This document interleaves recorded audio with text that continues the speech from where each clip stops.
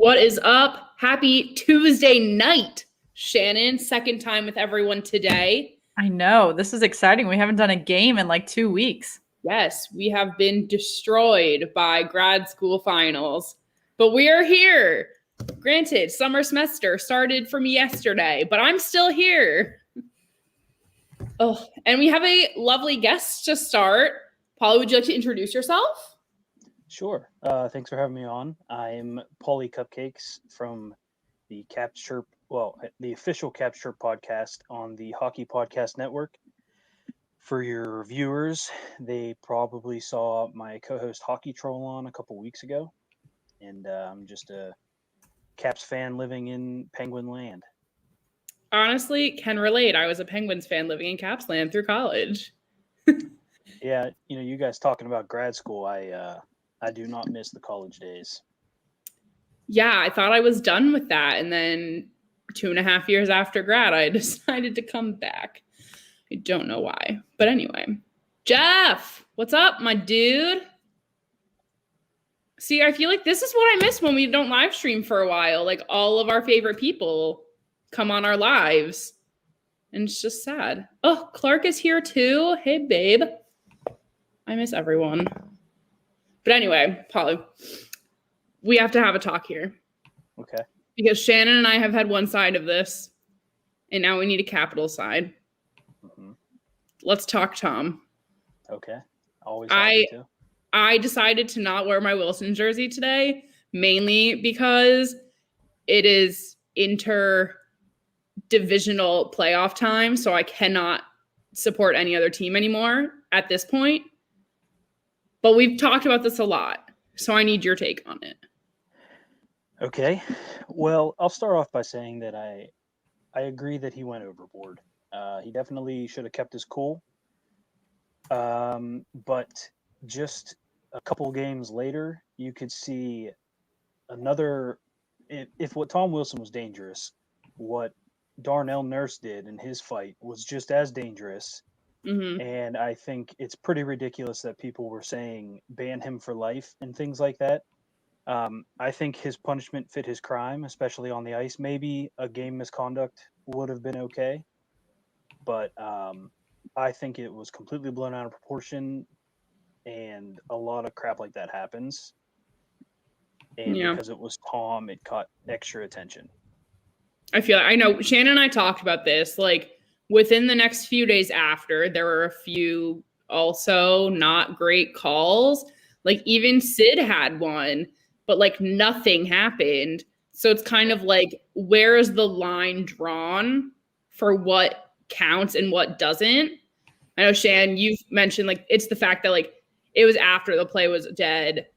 There didn't have to be anything else, but it still happened. Yeah, I mean, that's the exact reason. It's because after the play was dead, so there's a different standard of play there. I mean, you can get away with different things when the play is dead. And I mean, right or wrong, if he had hit Panarin that way, if the play was live, it would have been an entirely different scenario. Yeah, and I'm not one to victim blame, but I think Panarin needs to be smarter in this situation. You don't jump on the back of a grizzly bear and expect not to get bit. I mean, I understand he was defending his teammate, but I mean, Panarin landed a few punches himself. He wasn't an innocent victim here. There's plenty of people who won't agree with me no matter what I say, but I really think Tom is. He just lets his anger get the best of him. I think teams take advantage of that. I think he's provoked, and it's no one else's fault. That's smart. That's a very smart thing to do. And I think moving forward in his career, he needs to learn to not let other people get the best of him, because the more he does, the more he's going to be scrutinized. And at some point, he's going to get a very big punishment. Yeah, Shan, you brought this up, kind of like how Marchand is kind of taking a step back now.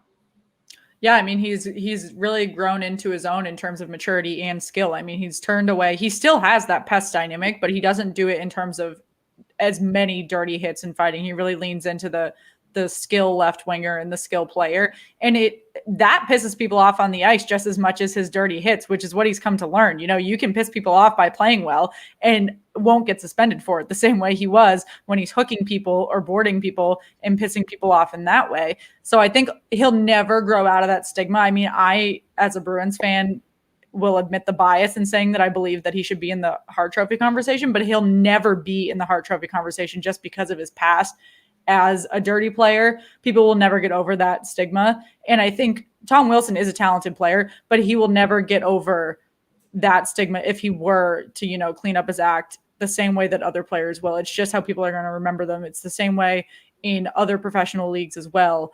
You know, Michael Vick is never going to get rid of what he has in terms of his, and obviously Brad Marchand and Tom Wilson aren't committing criminal acts, but it's the same thing. Right. They're not dog fighting. No, but in the NFL, there's no like dirty hit scenario like that. I mean, there's Myles Garrett, I guess, when you're flinging helmets, but like, what? We've talked about so many true crime scenarios that we've seen through the NHL. We will do a mini series on it in the offseason while we need content to find. Stay tuned, guys, because there is some crime. Yeah, check out our goalie episode. I really go ham on that. We really do. Our goalie episode really just became like conspiracy theories and like true crime. It's great. Oh, what is this? Yeah, I mean, I think if people watch more, if people pay more attention to scrums after the play and stuff, they'll see a lot of scumbag stuff that happens. I mean, so many people get punched when they're unable to defend themselves because they're wrapped up by a ref or they're wrapped up with another player. I mean, a lot of stuff happens. And the fact that it was kind of just, these were the only two doing it at this point, it even like put the magnifying glass on them even more because there were no distractions. But yeah, it's totally. I would love it if he cleaned up his act and kind of had the character development that Marchand had. I'll tell you, as a fan this year, I would much rather him doing weird stuff and taking dirty shots and scoring, shorthanded goals on us and stuff like that. That's much more frustrating. Oh yeah, but now puck has dropped. Some exciting things for this game. We know this is kind of a precursor to the first round of the playoffs, but some new things tonight. Ovechkin is playing currently. I know last time he came back, he took one shift and didn't come back on the ice. What's your thought here? Do we have expectations for how long he's going to last? Are we hoping a full game? Yeah, I'm hoping a full game. I wouldn't be surprised if he skates like 15 minutes, limit him a little bit. I think the hope is, at least mine is, with you guys scratch like 16 guys. I was going to say, we scratched close to 20 guys, so I'm really surprised seeing how many of your starting guys are in. I mean, I do understand that you guys want to hold on to that second slot and get home ice advantage, but I mean, there is a level of importance of resting your guys before the playoffs as well. And I mean, yes, it's only Tuesday, and it is rumored that we won't start until Saturday, so that is a level of rest right there. But there's always the risk of injury as well, so there's pros and cons to both. Yeah, I think it's a little weird that he'd come back for this one. My hope is that he at least nets 2 goals, so he becomes the 5th all-time scorer. Is that all he needs now? Yeah, he's one behind, I think it's Dion, to tie him for 5th. And I've gone on record on our pod, especially now that they have a cup. My main concern is I want him to break the record. I would trade guaranteed 10 years, no cups for the Caps if Ovi was going to break the record. Whoa. Interesting. Those are some big words. That is some big words. Actually, underwater levels, what's up? I was talking to you last night on a different stream with our friend John, but this is an interesting thing that I was going to bring up. How aggressive in terms of fighting and grittiness and, those enforcer roles that we were just talking about, do you think this Bruins Cap series is going to be? Do you think it's going to be really nitty gritty, or do you think that they of the 4 East teams are kind of softer with one another? I think the Caps Bruins is going to be much more physical than the Pittsburgh New York series. Oh yeah. Yeah. I think it's going to be a dogfight. I necessarily don't know if it's going to start right away.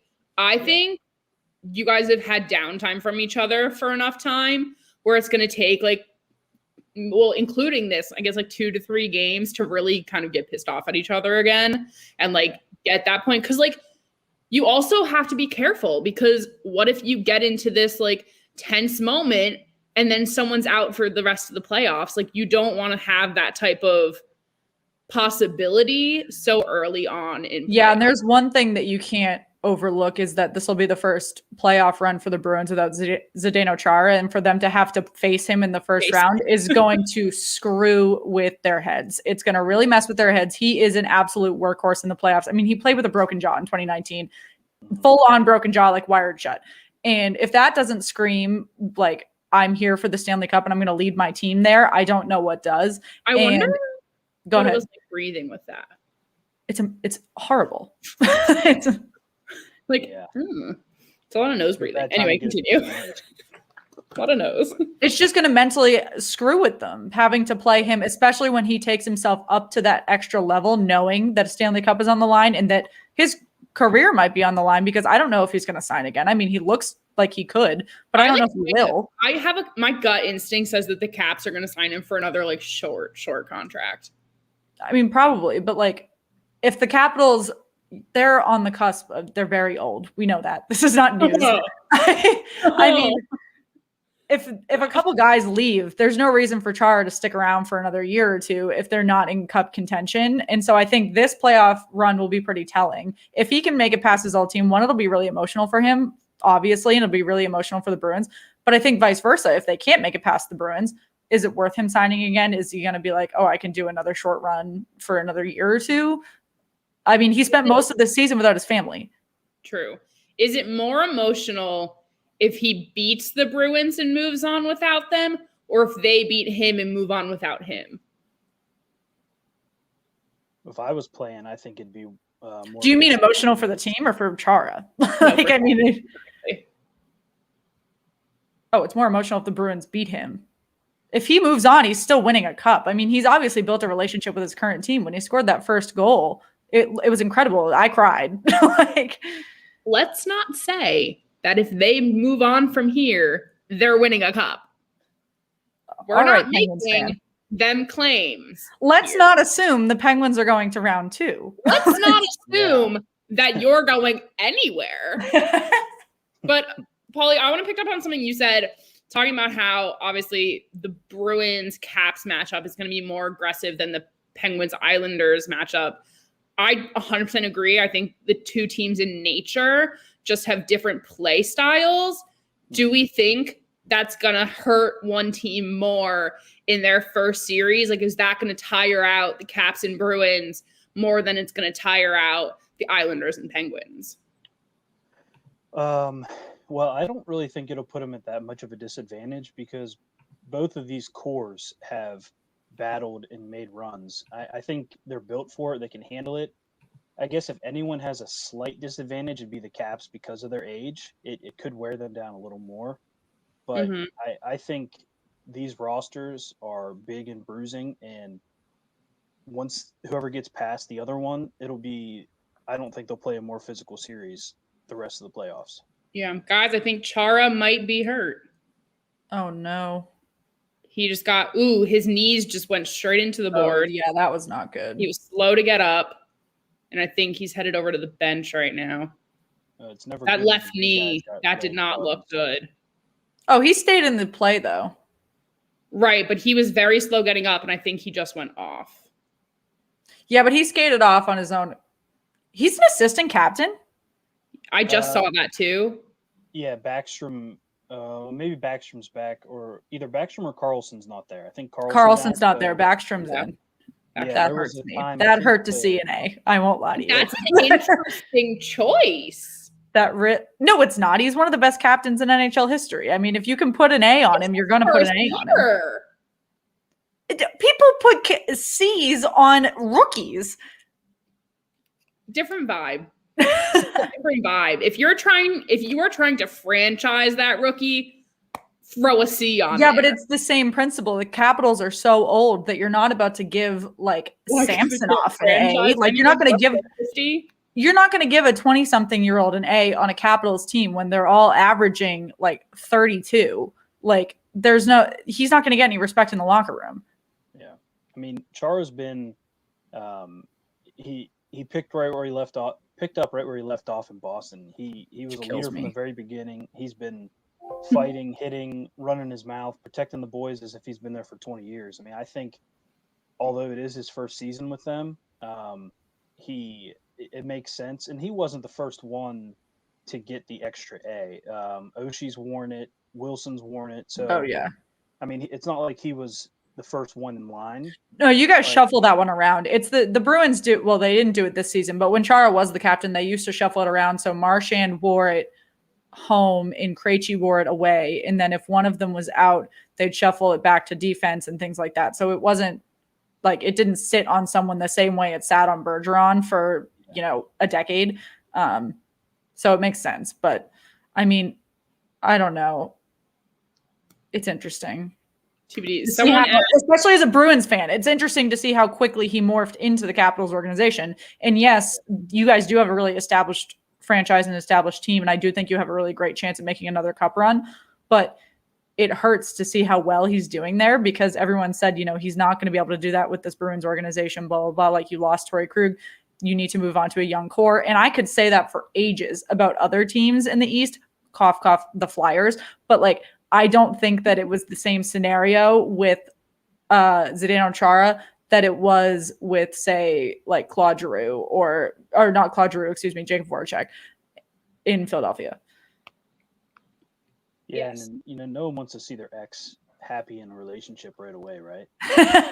That's a fair comparison. Yes, I'm not ready to see. Like I'm not happy Torrey Krug is doing poorly in St. Louis, but it pleases me just a little bit that St. Louis doesn't know how to use him correctly because I'm like, oh, well, he shouldn't stay there then. He could come back. Yeah. Is it just a 1-year deal? No. Oh, no. It's a large deal. It's a minute. Someone asked about Islander goaltending. Oh, we'll get there in a second, too. I have not heard anything about what their goaltending situation is going to be. But we also don't even know when we're starting, so... Varlamov is hurt, isn't he? Yeah, but I think people are curious if he's going to be back in time for the first round, which I think is possibility. I'm just not sure on the specifics. But obviously, once it's talked about, I'll talk about it. Tampa and Florida playoff series is going to be so intense. We talked about this morning on our afternoon snack stream, which we do 12:30 almost every day. Check it out. We always post about it too on Twitter, so follow us there if you don't. But this Florida versus Florida situation is going to be crazy. Like I also said, like, what's the point of like fighting for home ice advantage? You're all home. Like, let's be real here. It's going to be incredible. And I mean, I am so excited to see how Megan is one of many that are underestimating the Florida Panthers. And I think that they have really worked hard in the offseason this season and then going into the trade deadline as well. Florida did an absolutely incredible job building out their roster and making sure that they could really hold their own in this division. And I mean, they did it. They seeded higher than Tampa. So, I mean, you can't just say because Tampa's the defending champions, they're going to make it out of the Central Division with no problem. They're the 3rd seed. My money's on the Hurricanes. Well, yeah, the Hurricanes look really good. I think Florida has done a good job of building their roster, and the fact that they have got Quenneville, and I think they're being slept on because they don't get – I don't even know if they were on national TV this year. And if they were, it's once or twice. I mean, I think they might really surprise some people. It's because they've only made it to a Stanley Cup final once in their franchise history, so no one takes them seriously. Yeah. Including me. I think they might beat Tampa. I hope they beat Tampa. But I also just bought a Panthers jersey, so fans wants to wreck it, and we also just like really don't want Tampa to repeat. So Tampa did just have a huge milestone. Great teams can repeat. Tampa did just have a huge milestone, though. They have the first African American for offensive line in the NHL to play together in history, which was amazing. And it had Matthew Joseph on it, who I have met personally, yes, and Megan is obsessed with Pierre P.O. So. That's a tidbit of factoid for today. They started the game, right? What? Did they start the game? I think in addition to being the first team or the first line, I think they were the first ones to start as a line. Yeah. The first starting. Yeah, for sure. Oh, John, what's up, buddy? John, are you not streaming tonight? No. What? Then He why aren't you hanging streamed out? like every day this weekend. Every day anyway. I'm watching the Pittsburgh Pirates game. Pirates suck. Yes, my dad is a Pirates fan. Thank you for remembering. They suck. But that's okay. That is neither here nor there. I went as for Halloween once as Pirates player because a jersey on Amazon was like $10. I have been a Bruins player for Halloween upwards of 7 times because every year in college it came to like 2 days for Halloween and I was like, well, I have nothing besides shorts and sports jerseys, so I just cycled through New England sports teams every year for Halloween. So that's that. Well, this 4-on-4 though. I'm not there yet. Come on. Oh yeah, Mantha tripping. Yeah. It's only 30 seconds though. Yeah. It shocks me how certain teams can be so strong in the 3-on-3 OT, but when it's like 4-on-4, they're like complete crap. Yeah, 3-on-3 is a completely different animal. Yeah, I'm not that far behind you. We'd play 3-on-3 in the summer just to keep our conditioning up. We'd put our high school teams up there, and it's a very different game. So much space, and for people like me who aren't the fastest, well, it makes you faster, and the fast kids really shine. It didn't take long for all these teams to get it down to a science of how to play. You know, it's not just fast back and forth. They've learned how to hold the puck for minutes at a time. While it can be exciting, it can also be pretty boring. Yeah, I feel like this has forced a lot of teams to up their like strategic passing game because like so often I feel like we've seen this season a breakdown of that process. But the 3-on-3s have really made people kind of like slow down for a second, especially teams that are used to dominating at a faster pace. Yeah. Well, the best 3-on-3 I've seen so far was the PWHPA at the All-Star game. Yes. That was very exciting. I wish it had been a longer, what was it, 2 10-minute period, or was it just 1 10-minute period? I thought it was 2. Yeah, it was good. I wanted a full game. Yeah, Honestly, they do. The NWHL does some very specific rules like that too, but it's because their hitting rules are much different. So they can do a lot of the skill. The same with PWHPA. They change their rules quite a bit because they rely on a lot of skill play, which makes it interesting. I mean, we could go on a soapbox about how women should be able to hit in sports, but that's shout out to the NWHL also, which Shannon and I are both repping tonight. This is my yeah!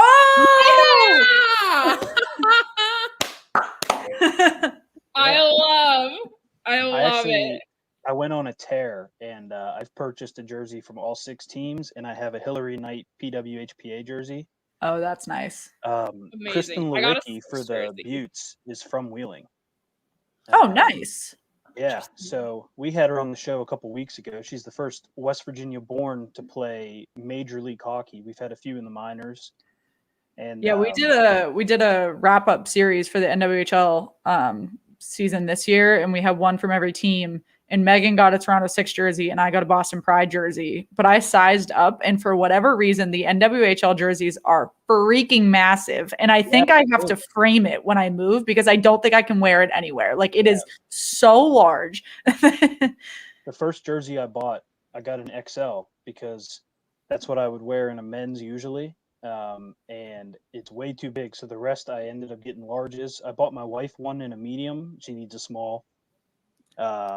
It's weird how big the jerseys are. Yeah. I like double size up because I like to wear hockey jerseys as dresses with like leggings and boots. Like I'm that bitch at a hockey game who's like dressed to the nines, which subject for a different time. But I bought it the same size I buy a men's jersey, and I'm so winning.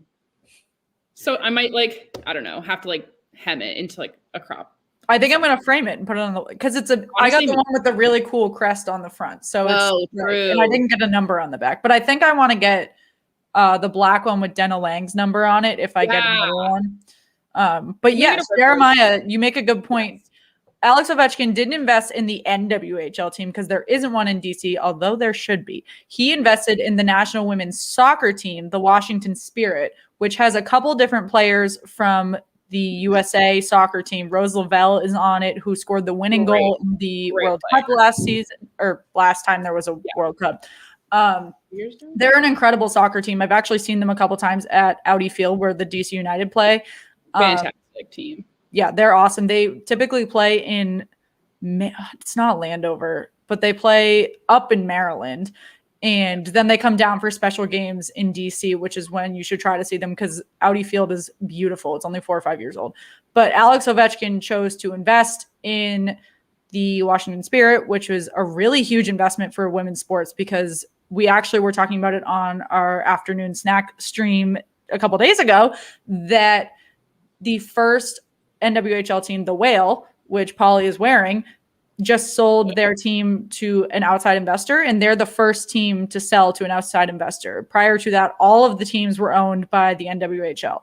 So that's huge in terms of ownership. I mean, you know how much ownership has like leeway and clout in the NHL, the NFL, the NBA. So much to do with just like getting players paid too, and having hot take hockey. People talk about like, hey, hot take. A lot of these women have to have other jobs because like most sports starting out, like you can't make it off the budgets that they're given, which like huge this year that their salary cap is being doubled for next season, but it's not enough to like that's still not a salary playing full time. So this is a huge step for sure. Yeah, all 6 NWHL players that we interviewed this season all were either in graduate school or had full-time jobs outside of their day play, which is absolutely insane. If you imagine choosing, you know, your day job, you know, we all work day jobs and then having to go to practice afterward, train during the day, then go. We actually interviewed live streaming at night. Like we actually interviewed Taylor Kersey, who's the captain of the Buffalo Beauts.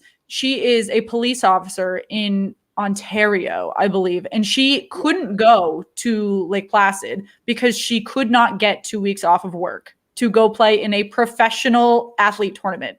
Like she's a professional hockey player and she could not get 2 weeks off of work to go play, and she couldn't afford to not work. So now she had to take a step back, take a scouting role, which is obviously horrible for her. That's so upsetting. But also she is their offensive powerhouse. She is by far the best offensive player on their team. Thank God for Carly Jackson. She won, I believe, Rookie of the Year. Yes. She's a rookie out of UMaine that is their goaltender, and she held their team together while they were there. But they didn't place to go to Boston because ever. They didn't place to go to Boston because Taylor Kersey wasn't there. So like, imagine like you lose your star player because they have to go to their day job. I know we interviewed Anya Packer, who was at the time, now she's the GM of the Riveters. And at the time she was the NWHL Players Association director. She said she had to work her day job while she was there running the entire Lake Placid situation during COVID, during their entire COVID shutdown, while she's taking calls with clients. Mm-hmm. That's tough. It's insane. We could go on about this for days, but let's answer more of your questions. Someone asked, Cup coming to Canada this year. Any thoughts? Shannon and I talk about this a lot. Polly, I want to give you a chance to give your thoughts on this situation. Before I do, what's your policy on language? Go for please it. Swear. No, I just haven't had enough to drink yet. There is no fucking way. I think the Canada division is very light, and I think only 2 of those teams probably would have qualified for the playoffs if it had been a normal season. Obviously one of them is going to make the conference finals, probably Toronto, but I think they're going to get the physicality of these other teams. Neither one of them. Someone's going to play Vegas or Colorado. No way the Canadian teams could handle that. I don't think.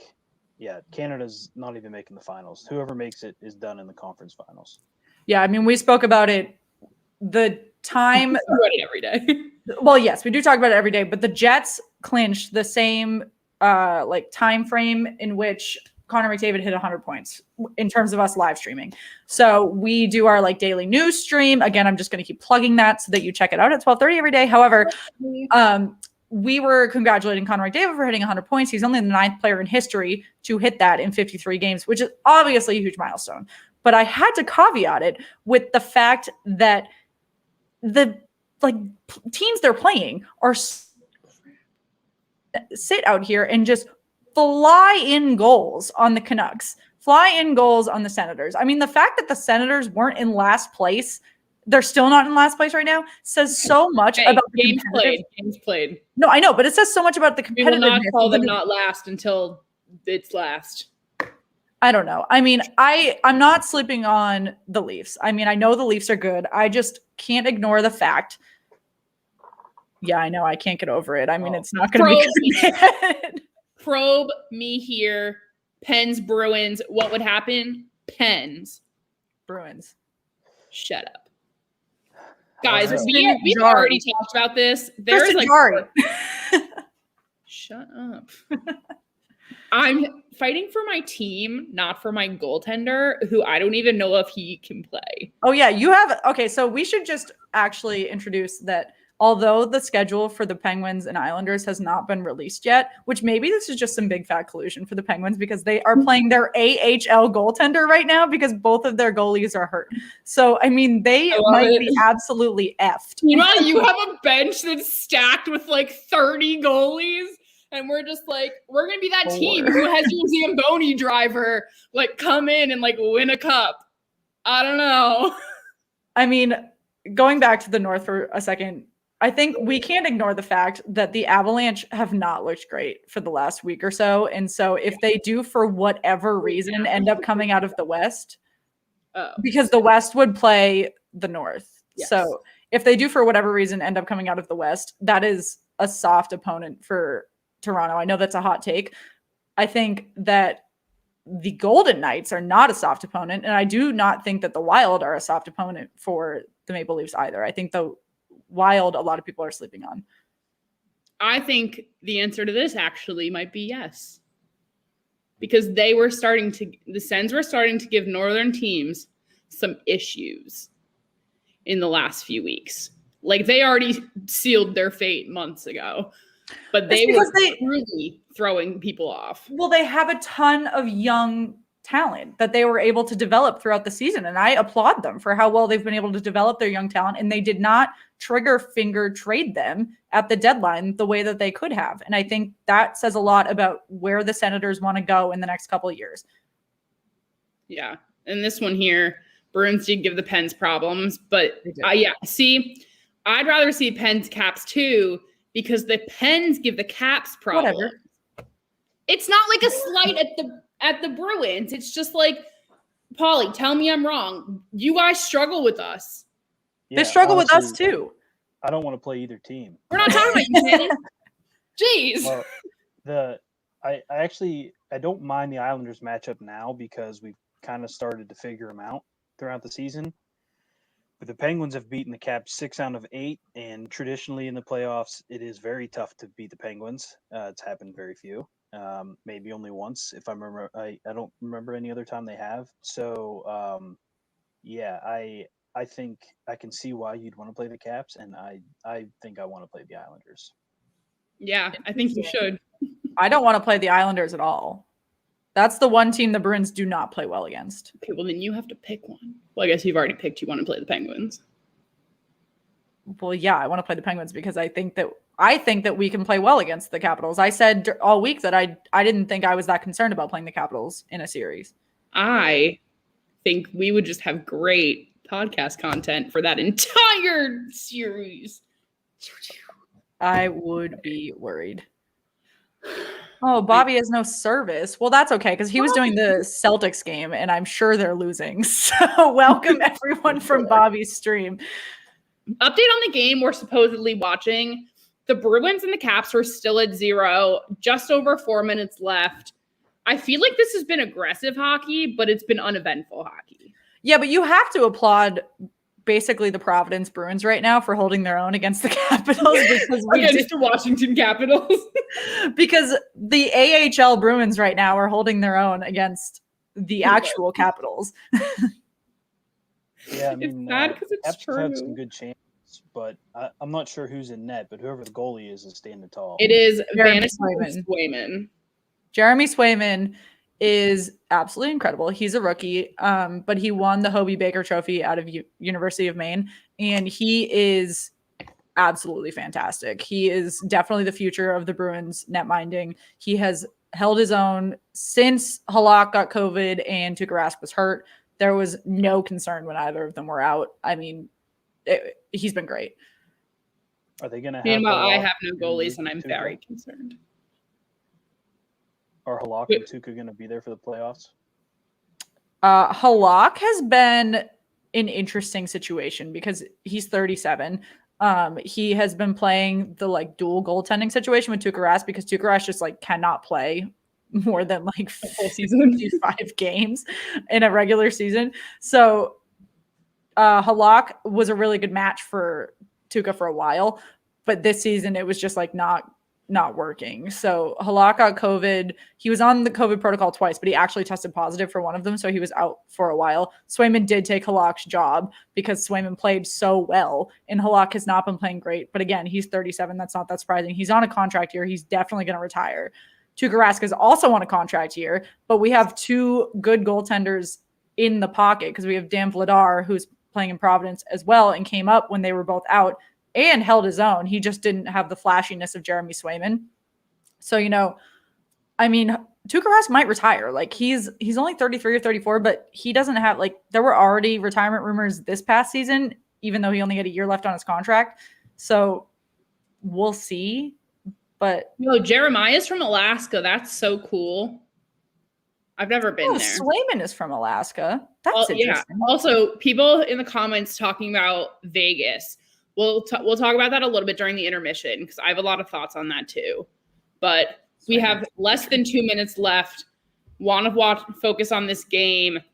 This matchup is just so important. And since we're going to have a lot of Bruins people on for the rest of the game, Paulie, what are your key takeaways for what the Caps need to make this upcoming series theirs? Well, first of all, I'm glad Halak's not playing because he's had the Caps number for like 15 years. And Rask is a beauty. So the hate he gets from Boston fans, I think, is ridiculous. But to your question, I think the Caps have to pour on the offense and just keep the constant pressure, not let the Bruins get opportunities to, get their breakout going. But in that vein, the Bruins are very opportunistic, so the D needs to be very careful because, Pastrnak, Marchand, they can just grab it and go. And, it's like playing the Penguins. They don't need a lot of chances to score a couple goals. And I think an aggressive forecheck, well, also the defense stays on their toes is the way the Caps will beat them. I'm confident with the goalie situation. Even with Craig Anderson, he's played well. I think he can come in and play a couple games if he has to. Just forecheck hard and watch out for Boston's playmaking ability. Totally. Yeah, I think regardless, this is going to be a huge series. I kind of feel like it's going to go to 6 or 7, to be honest. Mm-hmm. But we'll have to see. Shan, what do you think? I think the Bruins really need to, like I have said, every time there's a contenders game for the Bruins, they really need to keep their mental focus and they need to not let the young age of the majority of the roster get to them. I think that they have done an incredible job since they added Curtis Lazar and Taylor Hall, making sure that they have those extra pieces that can really propel the offense.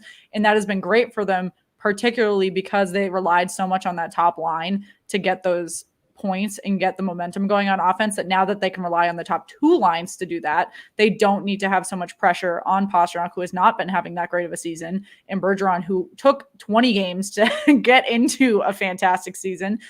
And so now those younger guys can rely on 6, veterans versus 2 or 3.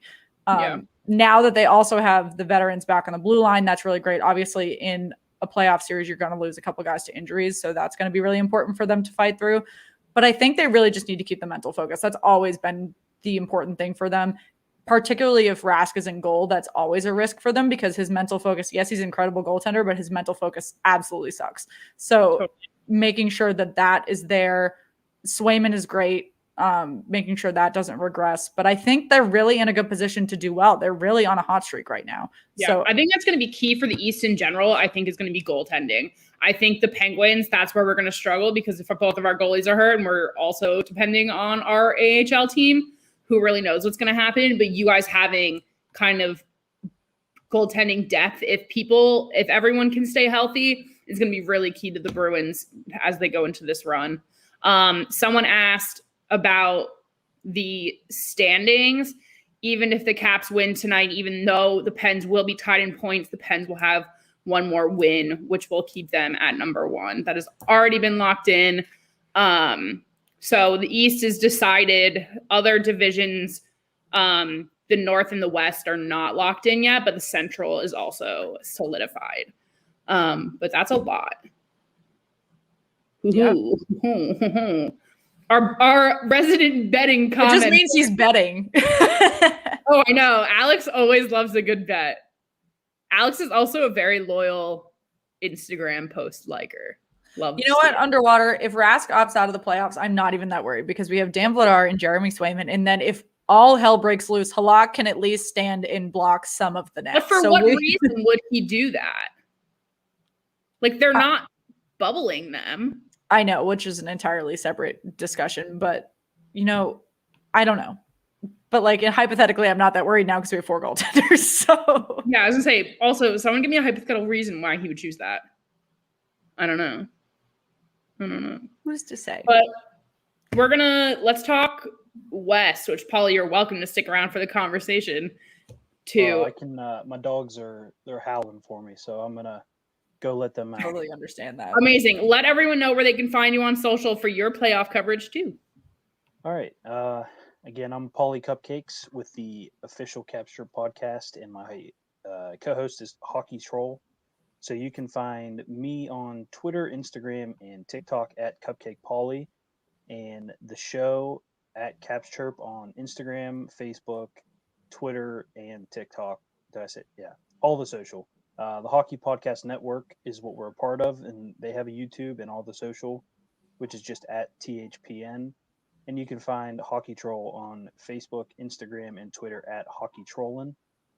And so if you ever want to get mad about someone's takes, tune into us because Hockey Troll loves to rile people up, hence the name.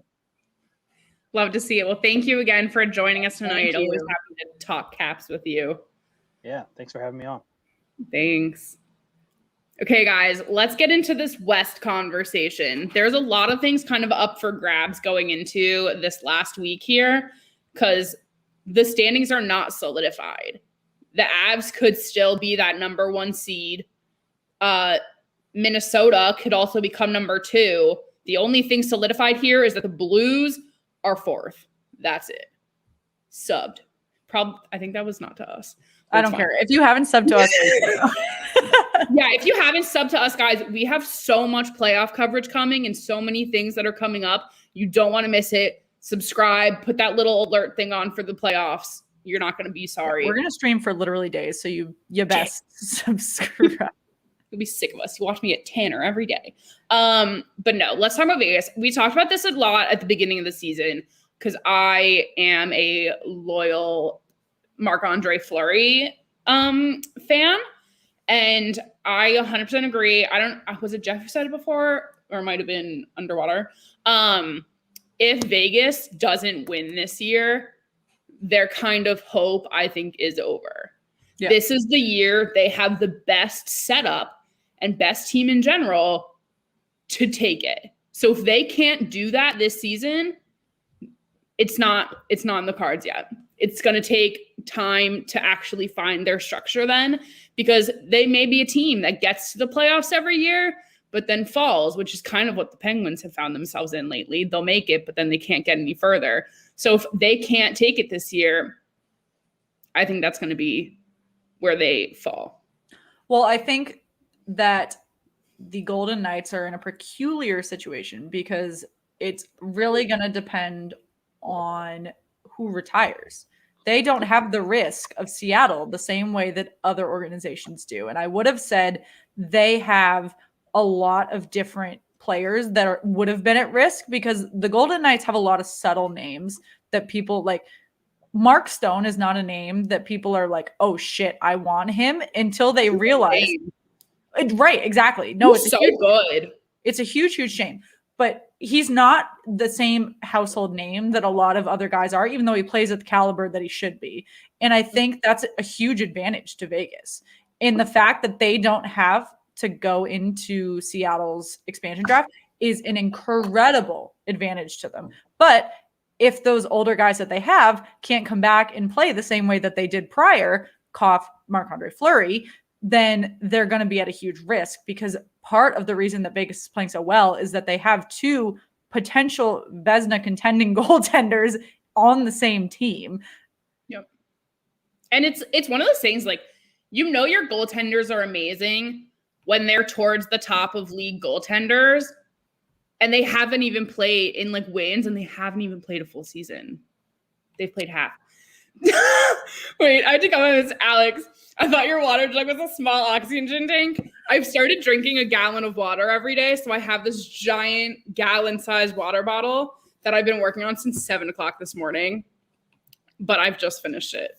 So it will be going away, and I will start drinking, which always gets more fun. I was going to say, I'm like halfway through a cocktail, and Megan's out here drinking a fucking gallon of water. I've told myself that I can't drink alcohol during the week if I haven't already finished my. No, that's fair. I have like a list of different like health items I have to do before I can drink. Yeah. How are you? Hey guys, y'all are great. Jeff, you said that you think the Avalanche is going to be the issue. I agree, but here's my scenario. Here's what I want. I want Vegas to be 1, Avs to be 2, and Minnesota to be, or I don't really care who's 2 and 3 between the Avs and Minnesota. But I want Minnesota to be an issue for the Avs because they are. And then I want to take on Minnesota because I feel like I would deserve it more beating Minnesota, because they, I think, are the silent strength in the West. Someone give me a hot take against it. I don't know. But I'll stand by that. No, I think Minnesota is the team to beat in the West. And I know that's a hella hot take, but sorry, I'm like reposting our video. I don't think that the Avalanche have shown in the last month that they are ready to contend for a cup. And you know what? There is an entirely different dynamic that comes in playoff hockey. So they might get to a playoff game and completely blow whoever they're playing, the Wild, whomever, out of the water. But you cannot tell me that the Wild have not been consistent for a long time now. Like, they have been consistent where the Avalanche have not. Stone. Quality player, no recognition. The Wild has been a quality team and gotten no recognition. No, you're right. And I mean, and he's not even the only example. He's just the first one that comes off the top of my head for the Golden Knights, and it's a huge advantage to them. Yeah. Vegas is fine. We just need Leonard to step up. He's much better than he's playing. Yeah, I don't think. Okay, I think there's two scenarios here. I think if Fleury wins a cup with Vegas this year, maybe he'll retire, but I don't necessarily know if he's done. How old is he again? 36. Can someone confirm that? 36. I was going to say 37, but he might be only 36. I think he's 36. Someone please confirm that for me. But honestly, I agree, especially if Fleury decides to retire. Leonard needs to step it up, or they need to have a quality goaltender that's, I'm wrong. Did he just turn 37? Yeah, he just had a birthday. Did he? Yeah. Oh, I posted it. No, he was born in November. He's 36. Oh, fuck. I win. Oh no, they were celebrating his win milestone, not his birthday. Oh, yes. They were celebrating that he is now in third place for most wins of all time as a goaltender. Love to see it. He's great. Wow. He's also a November person. Me too. Except I'm the first and he's the 28th, so not that close. But anyway, wait, what was I just looking at? Minnesota. Minnesota can go deep this year. True.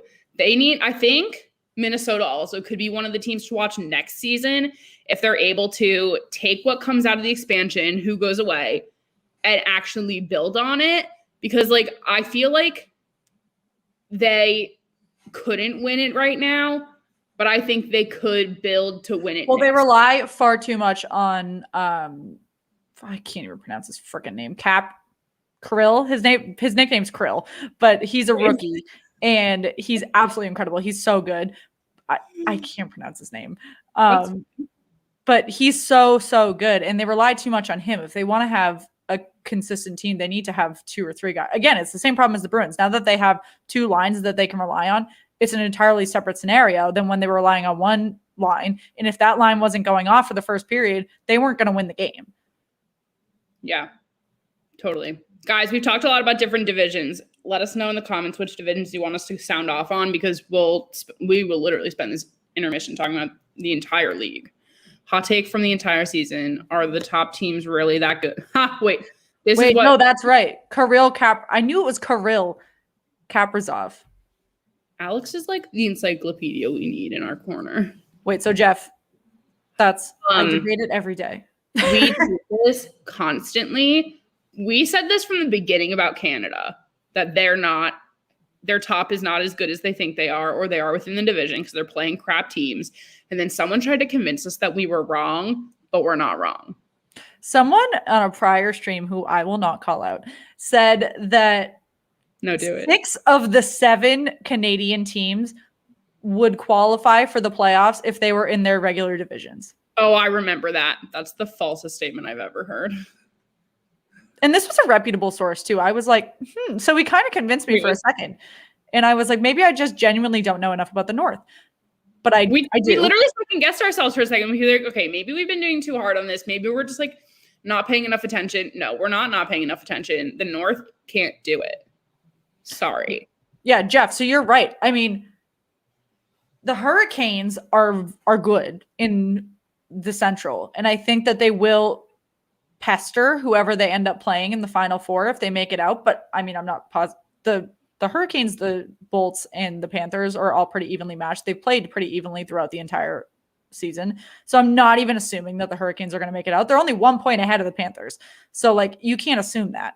However, if we do assume that they make it out and they play whomever in the Final Four in the division to go to the Stanley Cup, I mean, they'll be pestering, but I'm not about to say they're going to go to the Cup. Like, they're not there. Correct. They're not the worst, though. No, they're not. Who's the bottom of the league? Buffalo Sabres. Yes. Correct. Then the Devils. Then I think the Ducks. No. The Ducks are below the Devils. My Devils. Shannon literally mid-season was like, the Devils are going to do it. They're gonna. Next season. It's their time. Like, you sound like a Jets fan who's like, next season. Eventually, next season comes around and it doesn't happen. This is not as bad as the Jets. Don't lie. Hello, Joey. They got more than 10 wins, though. That's true. What's his face called it out the other day. But also, what were we comparing it to? Oh, calling out that they weren't last in their division, but you can't declare that yet because the Canucks are still behind them by 5 games. So the Sens have 1 game left and there are 49 points. The Canucks have 6 games left and are 45 points and very well could put the Senators back in the basement where they belong. I need 2 fucking coasters when we live stream, man. I need a Xanax. Oh, we have a friend here. Where was this comment? Let's get rid of it. Andrew. What up, girls? How you doing? What's up? Not much. Really enjoying how the kids are looking against the varsity squad for Washington. Yeah, it's making me feel really great about what's coming on Saturday. Yeah. I made a comment about how it's a perfect Laviolette arrogant cocky move to just put in all of your starters against all of It the pisses kids. me off. Like, why the fuck did you bring Alex Ovechkin back from injury today? He probably needed like some time on ice to kind of make sure he was okay. So Someone don't did the comment. just in Boston Stop. for the next 4 days. I'll be shocked with a capital T if he plays all 3 periods. Fair, but like you're bringing out your starters. This is the same team you're playing on Saturday. You're bringing out most of your starters against kids that A, are playing for jobs next year. B, Thomas, you're my boy. That A, are playing for jobs next year. B, are playing for. They're not going to be playing hockey for another 6 months after this. Like, I'm sure Cassidy saw that lineup and was like, all right, Hughes, Steen, Frederick, all of you, finish every check. You may not win tonight, but get your pound of flesh. And they're doing exactly that. And I fucking love seeing it. I don't give a shit if they win this game tonight. I really don't. I don't care. I just want the Capitals to come out of this game knowing that they got popped in the mouth by children. I mean, it already says a lot that they couldn't freaking score in the first period, but Jeremy Swayman is like a brick wall that, like, he's like Trump's wall. Like, yeah. Well, here's the thing. Here's the thing. Hold on. Swayman is like Trump's wall in the sense that Swayman exists. This show was never not R-rated. Sorry. Just saying. Someone's asking about divisions next year. There is a realignment that was announced based on the old divisions when the Kraken first became a thought in 2018. So assuming we go back to our normal Metro, Atlantic, Pacific, Central divisions, then the Yotes will move to Central and the Kraken will be Pacific. That's what the situation is supposed to be. I don't know if it'll change, but that is the T. And then the rest of us will go back to our normal divisions, which, Shannon, we just won't see each other very often then, if at all. Interesting. Yeah. What did you guys think of the idea of we talked about this on Short Shift a couple weeks ago. What do you guys think of the idea of the NHL just throwing their hands up in the air and just keeping the Canadian division and just realigning the Americans? Then no Canadian will ever win the cup. I mean, that's a hot take. That, oh my God. I mean, that's what Canadian fans want, but I think that's going to do zero things to unite the league. Yeah. The Board of Governors were like really fucking excited over this idea. I think it's an awful idea. Yeah. I mean, it's just like the rivalries won't be there. Like, yeah. I want to play the Leafs. I want to hate the Leafs as much as I hated them last year. I want to hate them again. Well, I'll always hate them, but I want to really hate them. Granted, I's division don't play Canadian teams. Mm-hmm. I still think Canada should be an option. I would like to beat Columbus again. Mm-hmm. Mm-hmm. But Columbus and the Hurricanes is the only change I see. I'm over this divisional realignment. This particular alignment. I'm glad that with Seattle coming in, that it looks like it's going to go back to semi-normal once travel embargoes are lifted and all that. But this has been fun. It's been a fun experiment, but and that whatever team wins the cup, any team who doesn't get it is going to be like, it was a fake year. Yeah, asterisk cup, which I fucking hate, by the way. I hate that. I mean, that's what Megan says about the Lightning's cup. Shut, Shannon. I think Megan has a legitimate reason for that.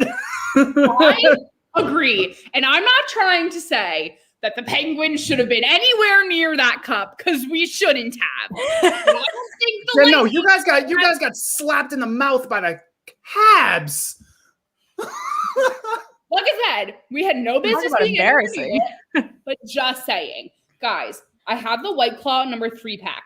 Should I have a pineapple or a strawberry? Yes. Pineapple. Well, both, Okay, but this first is not pineapple. the answer. Pineapple. I'll say pineapple. Okay, we'll start with pineapple. We're gonna drink So both. I have Both mixed. No, I do not hate myself today. I went away for my birthday, as many of you know, because we didn't live stream. And I have a crowler. Look how big this is. Let me see that. Who Oh hell! has our stream playing in the background? I hate myself today. That's not me. My computer turned the thing off. The mute off. I Sorry. was gonna say that's not me. I have everything. I can't say. That sounds provocative. Guys, we've already established this is rated R. Just jump to it. Hey, what's the point of having a podcast if you can't be rated R? If you're rated PG-13, you only get one. I know fuck people per ask us all the episode. time if they can swear, and I'm like, yeah, I don't. And I'm like, have you watched? Right? Have Yeah. you watched a hockey game before? Of course. No, not. All we I can- have we- to do when I post on YouTube is say "not for kids." Like, I don't care. When we get a I'm okay guest, with that. when we get a guest and either Thomas or I drops an F-bomb within 30 seconds, they'll be like, "Whoa, we can say fuck." That's like the thing. It's like you can't run a hockey podcast if you are afraid of using explicit language. Let me tell you, if the Bruins and the Penguins have to play next series together, there will be swears. So Oh, I think if they have to play in the next round, we're gonna need a break when we move on to the third round. Do you guys need a moderator? Maybe. Are you signing up here? Possibly, maybe. Great. it's gonna be Classes will be over by then, so I'll have more time. it's gonna be out of the question. Meanwhile, I'm literally starting a new semester and I'm not prepared to do anything. I know my new semester is gonna start like right as the second round starts, and I know it's Mine started yesterday. Yesterday? Yes. I had 4 days between when grades were due for spring semester, which I had an assignment due 2 days before it, and when the start of summer semester. Tenorti is still on this roster. Yes, he is. Yeah, and he's playing with a full fishbowl. That feels like a lie. 101 games in his career, and he has 1 goal and 10 assists. Yep. I'm so glad he's on our roster. I'm really glad about that. Really good. 10. Capitals When we got him from waivers, my first comment was, "That's the wrong left-handed defenseman from Nashville." That was back when Ekholm's keeper was when they were shopping people. Yeah. Yep. So how do you feel going into this series? I mean, I have my thoughts, but I don't know if I'm in the minority in mine. I've wanted the Caps for weeks. I've wanted them for weeks, and right now, and I think this game is kind of proving it a little bit. They're ripe to be picked. Ovi has problems. Ovi is having injury problems. Kuznetsov is a fucking circus right now with, between the COVID situation and the disciplinary scratches. I just hate Peter Laviolette on principle. That's like one of my basic tenets of my personality is that fuck Peter Laviolette. So I'm excited about that. Their goaltending is very suspect. Also, Megan Char is back on the ice. Yeah, I saw that.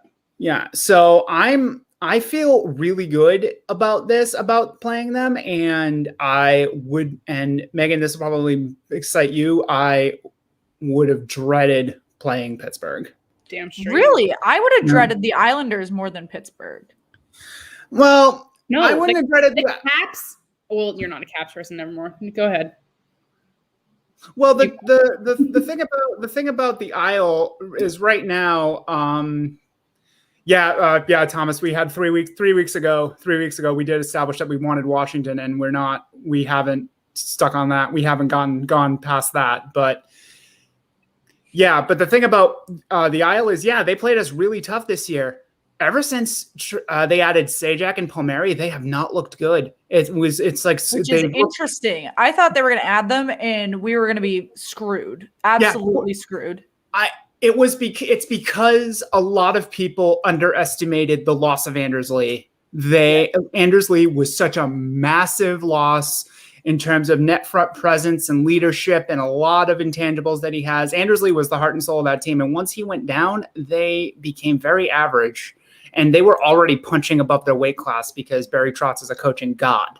So once that happened, I was like, if we end up playing the Islanders, fucking so be it. I'm ready for that. But I wanted the Caps because it's a good matchup and because fuck Tom Wilson, fuck Peter Laviolette. I wanted them, and I'm so glad we have them, and I feel really good about it. Yeah, I feel really good. About it, and I think that you're right. The Islanders do not look great right now. Mm-hmm. I mean, it should have said a lot that they were trading for 2 vets from the Devils, that the Devils couldn't get their core together. I mean, you're trading for 2 guys. Obviously, Palmieri is a great defenseman, but he doesn't have that locker room, presence that the Islanders clearly needed at the moment. He was the guy on the right side that Bruins fans were, this, Shannon. He was the guy on the right wing that Bruins fans were clamoring for 4 fucking years. Yeah. And then when we didn't get him, people were upset, and then Taylor Hall happened. So Taylor Hall happened. That's just how we'll say that. That's just how it is. He happened. He happened, and my oh my. I mean, he's an absolutely, I know he's not playing right now, but he is an absolutely perfect example of what a poor team chemistry dynamic can do to your career. And if you are in the right spot, what it can do for your, production, you don't look like you agree with me. No, I do. I'm holding on to something that I want to say after you're done. Yeah. Oh, go ahead. Did you see the exit interviews for Buffalo? No. I heard some of it. I didn't watch all of it. So Jack Eichel is pissed because the doctors don't want him to get a surgery that he needs. Right. Sam Reinhart basically said that he wants out. Well, so did Jack Eichel. He wouldn't commit. Yep, he wouldn't commit long term. Rasmus Ristolainen said if Kevin Adams were to trade him in the offseason, he'd, quote, be more than fine with it. It's just... Here's my question on this, which they've been talking about this a lot in the NFL when it's coming to Aaron Rodgers, and they've used other examples in the past. But I feel like a lot of players will speak out on their unhappiness or issues when they are trying to use this public perception to get more. Not saying this is definitely the case, and I believe Eichel is not happy and he does want to go somewhere else. Expand on that a little bit. What do you mean?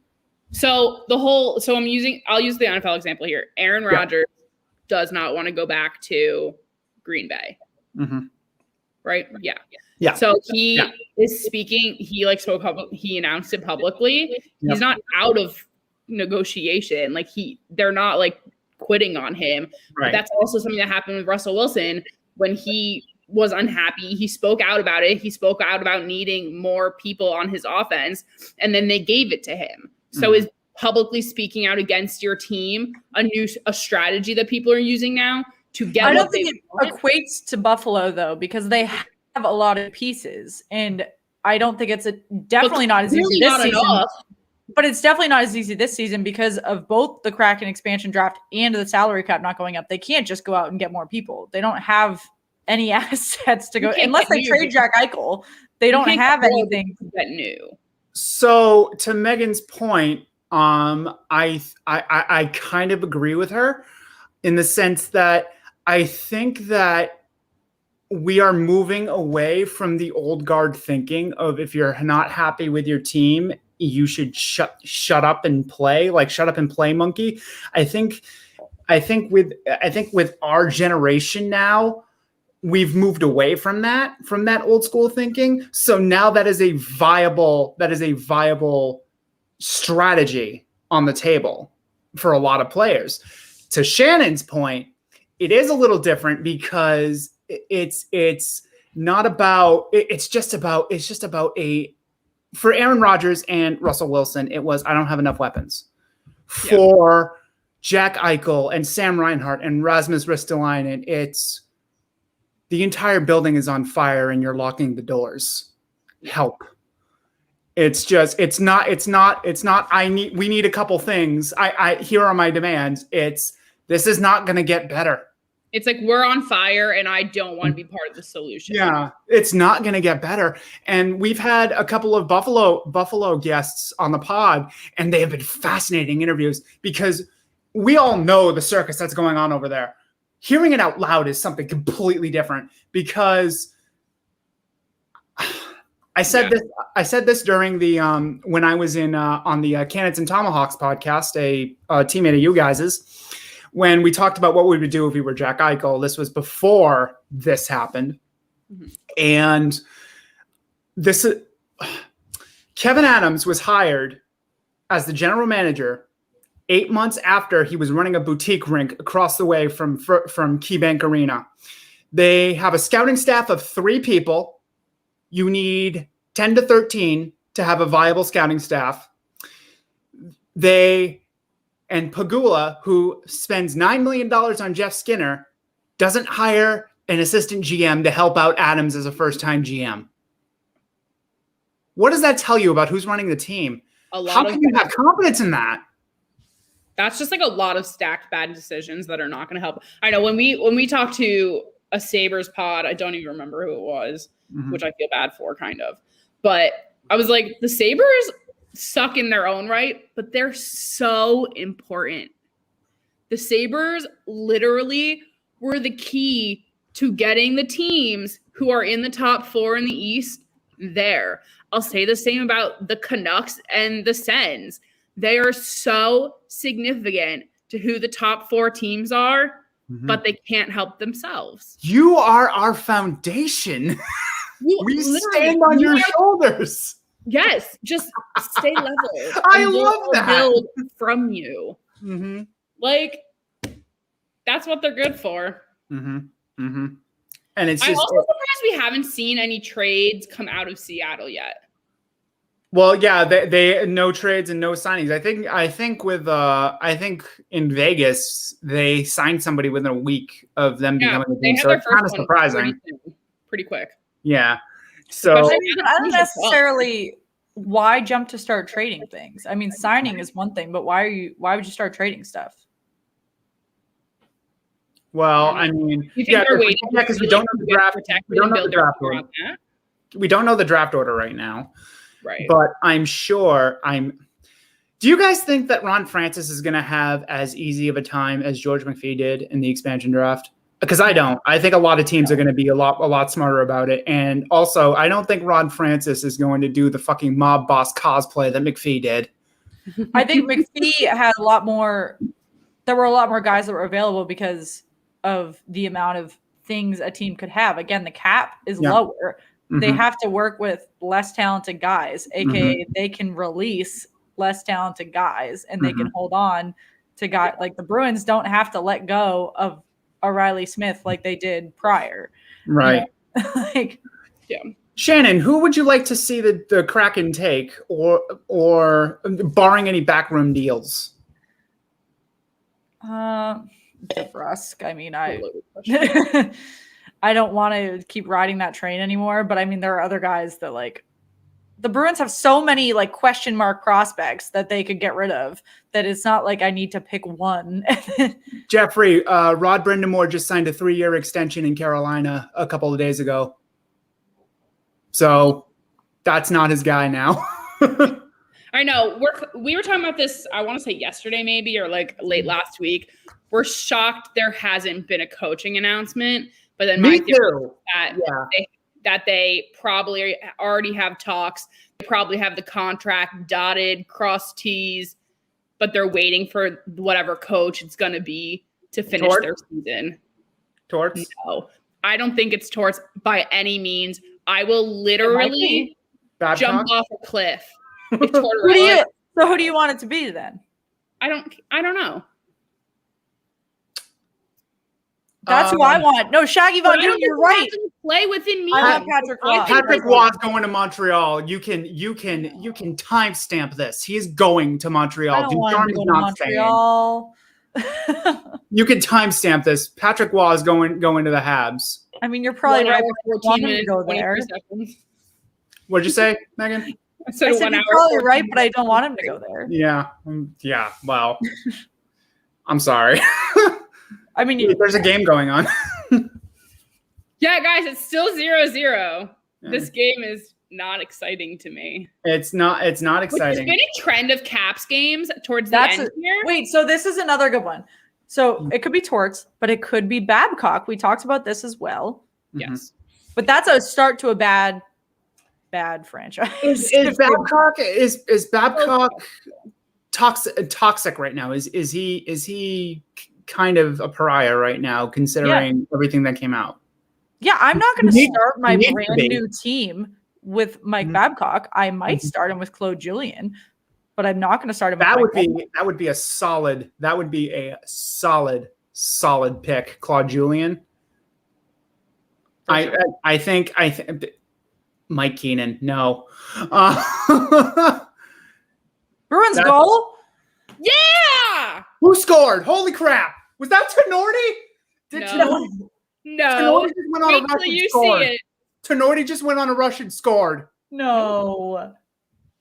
Oh no, Lazar must have got It like was a rebound or Lazar. something. Okay. Wow. 1-0 Providence. Hell Great yeah! work, guys. Great work. Please. Look at these kids go. Oh, we love a good televised AHL game. Oh, that was nice. Oh, Curtis fucking Lazar. I didn't even think he was playing tonight. shocked he is. He's one of, I think, 3 regulars that are playing tonight. And the Pirates are beating the Reds. This is a weird night. Wow. Great work, everyone. Wow, guys, what is happening? Jared Tenorti went on a half ice rush. I didn't know he could do that. I'm just so baffled. That was like me every time Phil Kessel used to do anything. I'd be like, wait, your legs move? What? Phil Kessel reminds me of like he looks like Louis C.K. after a bender. How is that man a hockey player? So I have so much love in my heart for Phil Kessel, mainly because Well, me too. I totally respect the guy. How is he? Here's why. Let me tell you why. Great hockey player, but that aside, Tries hard, loves the he game. does not have the ability to get over the boards. He has to like momentum, throw himself up there, flailing legs. Like he will 9 times out of 10 try and use the door because he likes to do it. And that is one of the most exciting things to watch during a slow hockey game. There's hope I for us also all. can't get over the boards, buddy. It's okay. There's hope for us That's a all. whole other situation. Unbelievable. It's fine. It's fine. It's fun. It's Wow. It were fine. I'm so proud of them.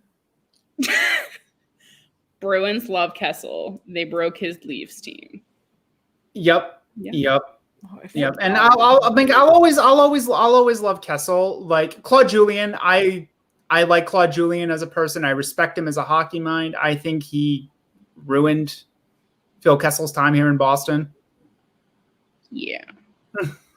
What was he I mean, in? Claude Julien has a timestamp. Like he can stay in one place for 4 years. Absolutely. Maybe. Yeah, he definitely has a shelf life for sure. This is why I can't drink because I'm so warm now. But I think Tortorella has a shelf life too. Like they both have very fresh ideas for an organization, but they become stale very quickly. Like I don't think Tortorella is a bad coach by any means. He'll bring great ideas to wherever he goes. Oh, I respect Tortorella as a coach 100%. I just think him as a person is... Oh, I hate him as a person. I think he's an absolute scumbag as a person. Yeah. I was shocked after the entire brawl situation that he had in the Calgary game. Like, I was shocked that he got another coaching job. Like, oh my God. Yeah. That's my favorite. That's my favorite John Tortorella defender retort is like, go tell him to fight Bob Hartley again. like, and it's so insane. Like, he's been nominated for Coach of the Year after that. Like, Yep. I'm guessing, Mr. Taco, you are a Leafs fan. yes, we were just debating if anyone from the North could win the cup. No. Next question.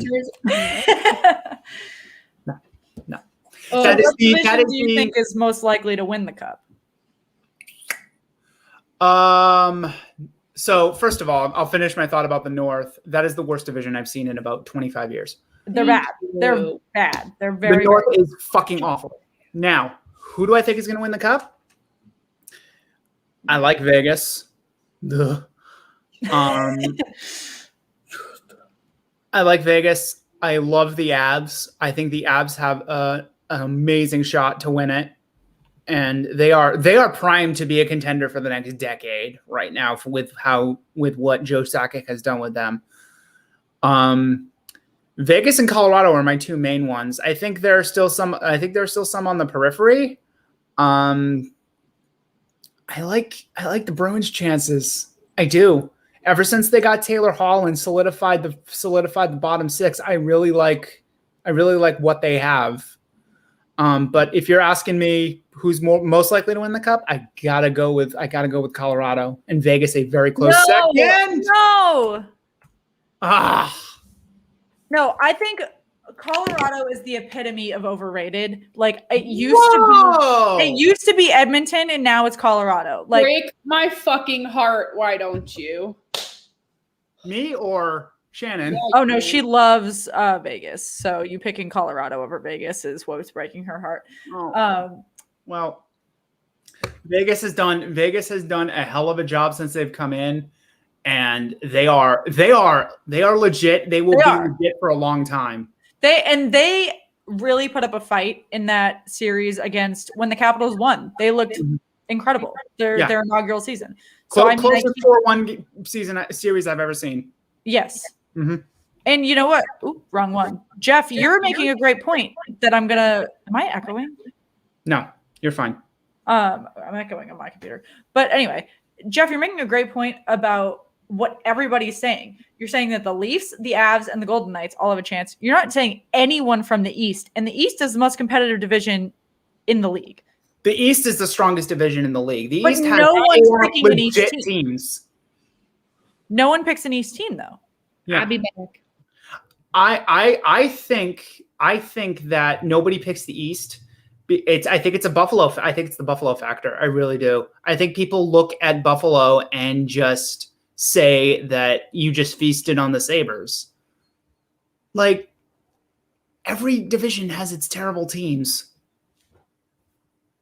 But it's not the same as the East is not the same because the Rangers in another division would have made the playoffs. Oh, 100%. 100%. The Rangers had the talent to make the playoffs in any other division this year. And incidentally, even though either way, I don't think they made the playoffs, I think they really underachieved under Quinn. I know fifth place is fifth place, but I think they definitely should have been in the thick of it at the end of the year. They kind of fell off at the end. It's because I don't like David Quinn as a coach. Once you get David Quinn out from behind the bench, that team is going to be a playoff stalwart for the next decade. Yeah, and I think you have to consider the average age of that team as well. They are incredibly young. They're like 10. And they're incredibly young. Even if they lose a couple of those guys in 5 years, they're going to be absolutely terrifying. They're going to be an absolute problem. You are absolutely right. And it's honestly great to see they're building a team the way you're supposed to build a team, which I can respect. Just don't let James Dolan try to sabotage it. No. He kind of almost sort of did. No, but that's the frustrating thing. Like going back to they finished in fifth. They put up an incredible fight at the end. I was not, I was very comfortable with the Bruins play, but I was not confident they were going to make the playoffs, which is appalling when you consider, that in the Central Division, the fourth place team, was 15 points back. Same with the West, like 14 points back. In the North, I think it's comparable. It's about 10 points back. But in the East, the top 5 teams are within, I think it's like 8 points or something like that. Well, now it's more. But in that little stretch, it was like 8 points. Yeah, no. And no one get that, but that's why no one picks the East. Megan, I think to your point about it being foundational, no one picks the East we were saying that nobody picks the East for the Stanley Cup because people like to shit on it for the fact that he's done Buffalo 8 times. Yeah, it's literally out of like hobby. Yeah. It's ridiculous. But it's the same for the Central too. People don't respect. I mean, the Stanley Cup contender comes out of the Central, and they're still not picking anyone from the Central. Yeah. Yeah, I stand by that. I don't know, man. The Panthers are not to be slept on. I'm not going to get over that. Joe Quenneville, man. Yeah, Quenneville is not to be slept on. They did incredible things at the trade deadline. Like, people completely underestimated how many role players they acquired at the trade deadline. Mm-hmm. And Sam Bennett looks like a new man. Amazing. Calgary was like a cancer for him. He leaves Calgary, goes down to Florida, and looks amazing. Goal! Shit. I like that you just like know who it is. You're just like, shit, I know what. Because you wouldn't have said it that way if it was a Bruins goal. Really? I feel like I don't have like an allegiance tonight. I'm about 2 or 3 seconds behind you, Megan. Oh, there we go. It's in. Oh, well, it's like a year behind. Swayman is freaking on the ground, man. Like, what a cheap goal. Yeah. Was he not? I don't know. I don't know. To the ground. I don't know. Look at that one, man. I wish I was gonna have to watch that back. I don't know. I'd look at that. I think they're going to. I do. Guess. Sorry, I'm like distracted between this comment and also they're doing like rounds of Capital One Arena right now. And I am just like, so as soon as the Bruins released their starting lineup for today, did the price go down? They did, because the Bruins sat like 17 of their players. Why didn't you go? The tickets went down to $100, and my boyfriend was like, do not buy those. Not a single Bruin you like is playing. I was like, why wouldn't you go? I was like, no, I shouldn't. Because I'm saving my money for a playoff game. If I can find playoff tickets. Delusional. I am delusional. Mm-hmm. Why not? Like, I mean, how playoff tickets are going to be? Because he wasn't going to go with me. What was I going to go tonight by myself? Call into the live stream from the game? Yeah. Hell yeah. You'd have enough. Yeah. Andrew could have been my co-host. Yeah, I would have done it. Hell. Where was the comment? I just wanted to. Oh, what Bruins jersey are you wearing, Andrew? Oh, Bergie. Nice Old choice. Bergie. Is it the creepy bear one? Oh, Megan, this is the one I was going to pull up. I think it's time for an announcement, perhaps. Oh. Because Alex asked a very convenient question. We are with the official NHL bracket challenges. There is already a league in there called Slapshot Sweethearts League. Check it out on the official bracket page. You'll find our bracket there. Enter it. And we will, it doesn't say we're like prize, but there will be a prize. Oh. It will be a good prize. And we are doing some great giveaways for each round of the playoffs, but this bracket prize will be better. So, yeah, it'll be the best prize. The best prize, better than any of the other prizes. Very cool. Yes. Time to wear a prize sweaters all the time. Anyway. I'm sorry, Andrew, because you just said that, I'm going to go on a tangent for 5 seconds.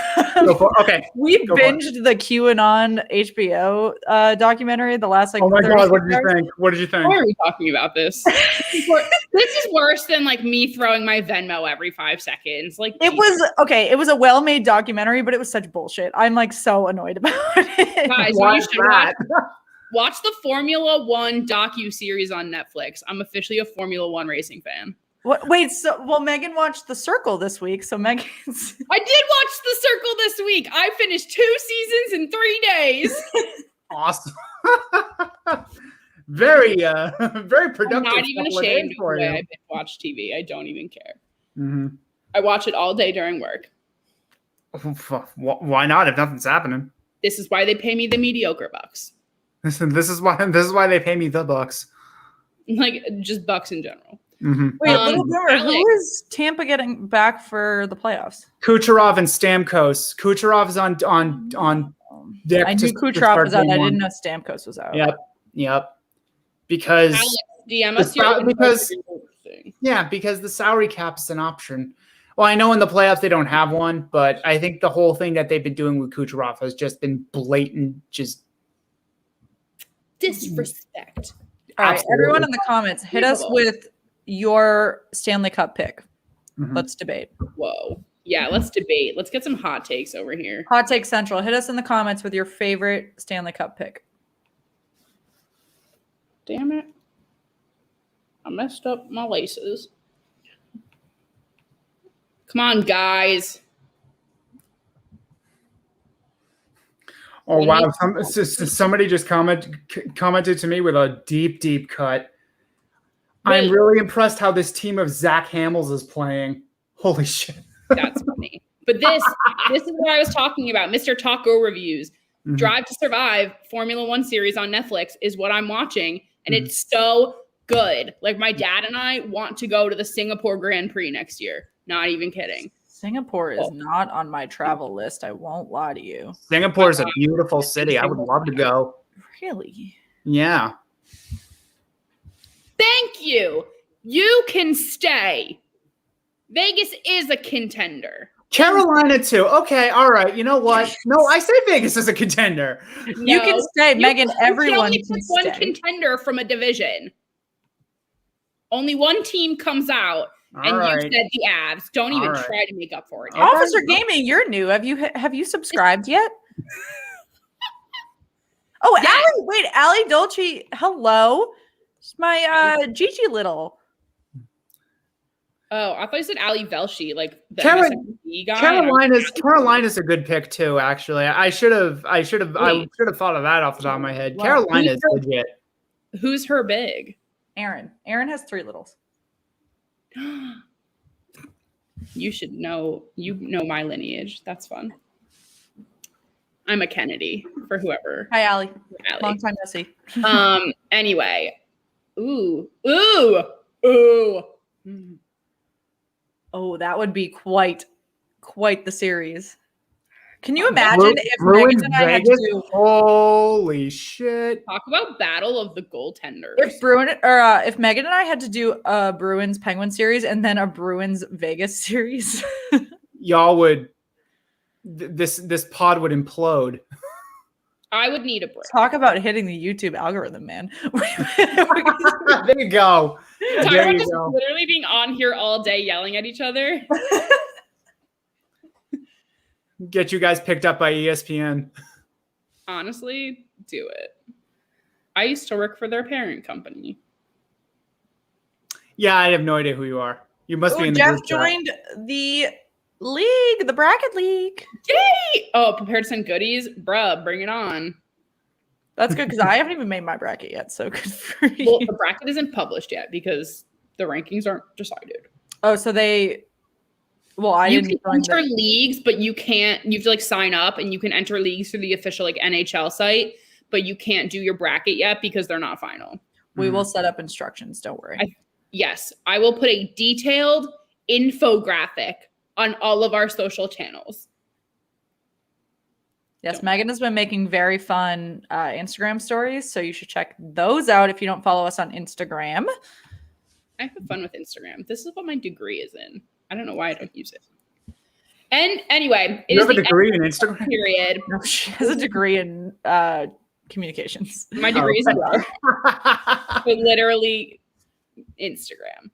Mm-hmm. But now I do numbers, which is why I'm getting a master's in data analytics. We've got the end of the second here. Yes, end of the second period. It is 1-1. Damn. Providence is crushing it, guys. Mm-hmm. That's what our live should have been named tonight. Damn it. Providence is crushing it. Providence Bruins versus Washington Capitals. Yeah, for fucking real. That would have been very accurate. I should tweet that. Do it. Great win for the Providence Bruins. I already tweeted that it was 1-0 Providence Bruins. Great. Way ahead of you. I'm the person with an extremely long Twitter name that involves Boston and the Stanley Cup. So yes, I got it. Yes, Boston Bruins for 2021 Stanley Cup. Yep. Hi, dude. How you doing? Officer Bravo, what up? By the way, I am your good friend over at Bottom Line. Oh, were you sent from them? We love them. We're on their pod tomorrow. We're recording. They posted tomorrow. saying we have a very busy schedule this week. I won't lie to you. So, oh, look at all of you joining the bracket league. Yes. Yay! You guys are blowing up. I know this has been a great night, everyone. Keep it coming in the comments for this last period. If they go to overtime, game on. I'll crack open another seltzer. Were you not gonna? Let's keep it moving here. No, I'm gonna do one per period. So if we go OT, that's an added one. I've got this I can't close this can, man. That's a big ass can. It's called a crowler. A crowler? Well, it's seltzer and it's only 4% alcohol, but I did add something to it. So that was me last summer with the lime and lemon White Claws.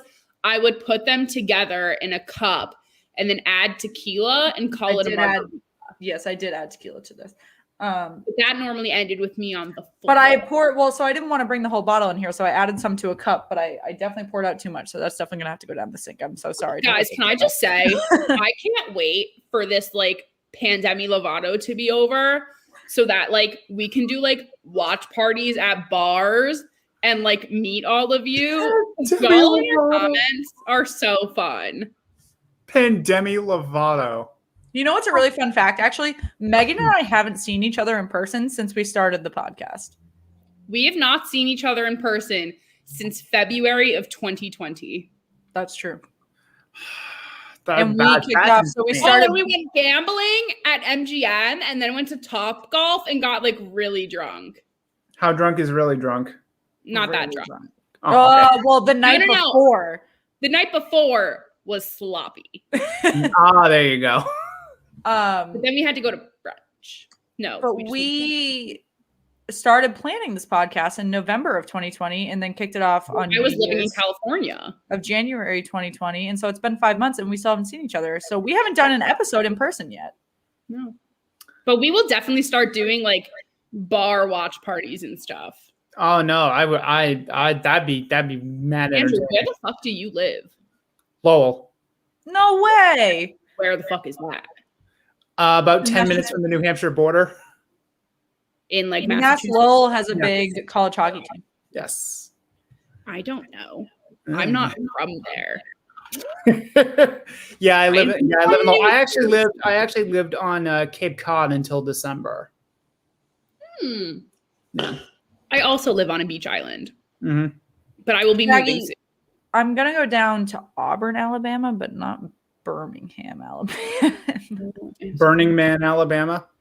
Oh, I want to go to Burning Man so bad. I'm trying to pick a music festival for this fall after my sister's wedding. Jeez.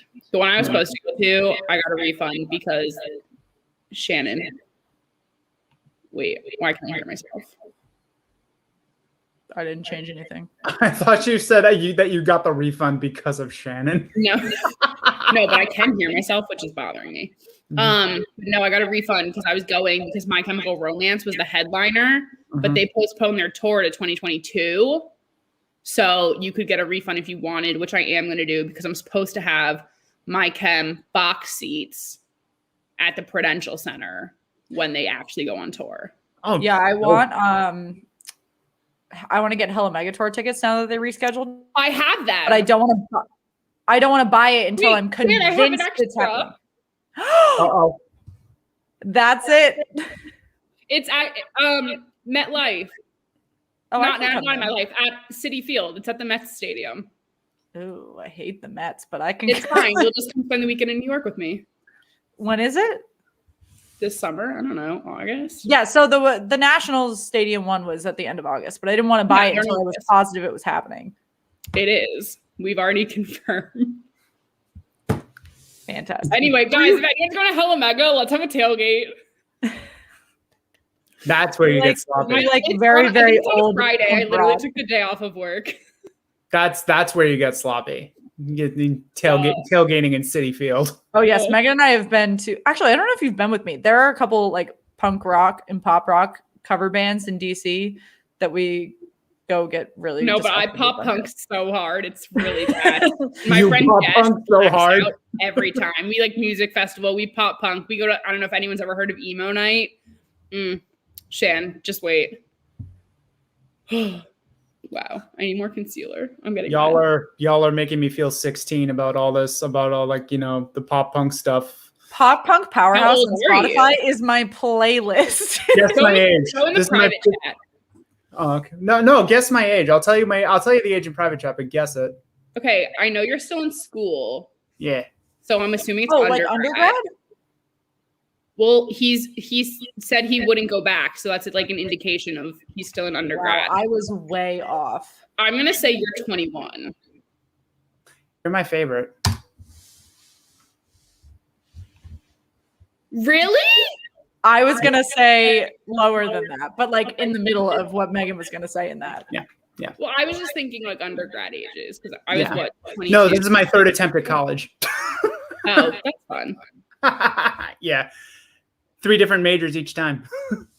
That's so funny. What's your current major? Counseling with a concentration in early childhood psychology. That was my major when I left high school, but then I somehow ended up doing PR, and now I work in television. So I'm probably going to change it again. my life. You know, so it's whatever.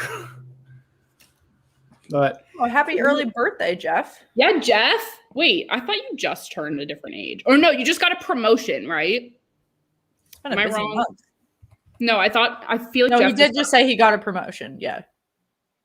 Well, then, congratulations and happy early birthday. We'll fucking celebrate it all. rage cage. All right. I'll be right back, girls. I'm going to get something to drink. Oh my God, guys. What a wild night. Y'all in the comments, let us know let's keep talking playoffs. What matchups are you looking for or looking forward to? Like, what's the tea?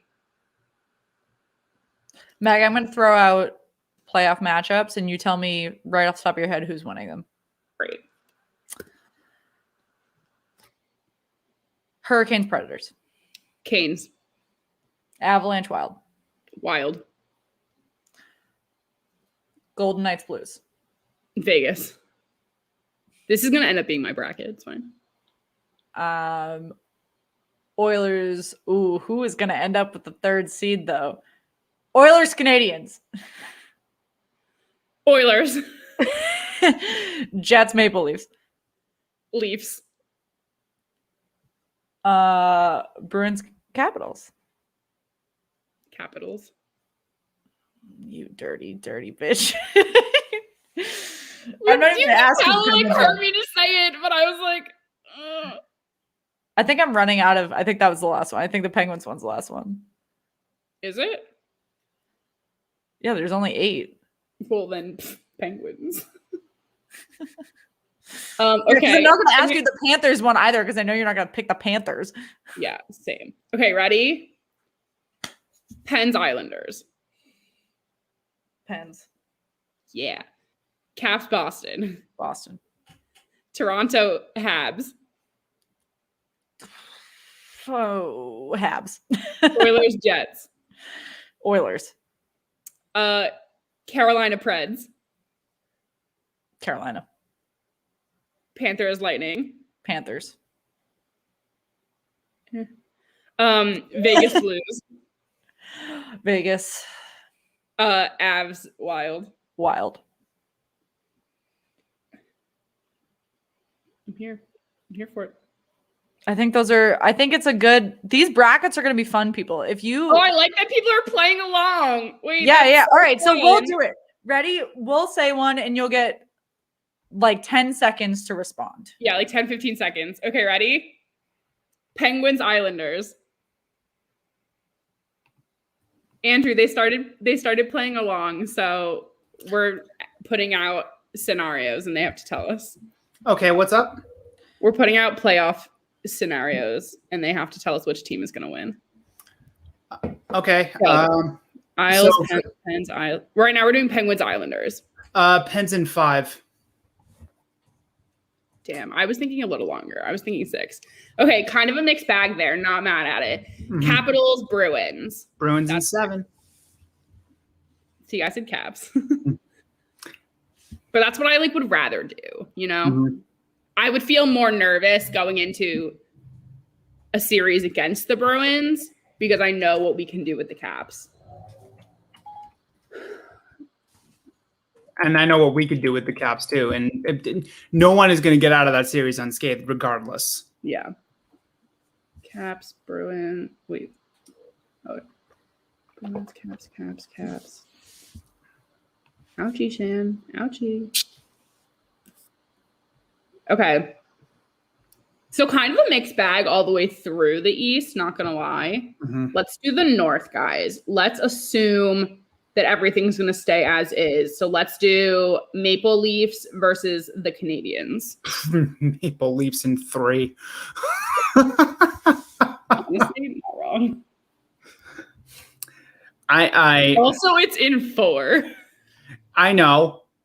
I know what I said. I know what I said. The confidence was key there. Yeah.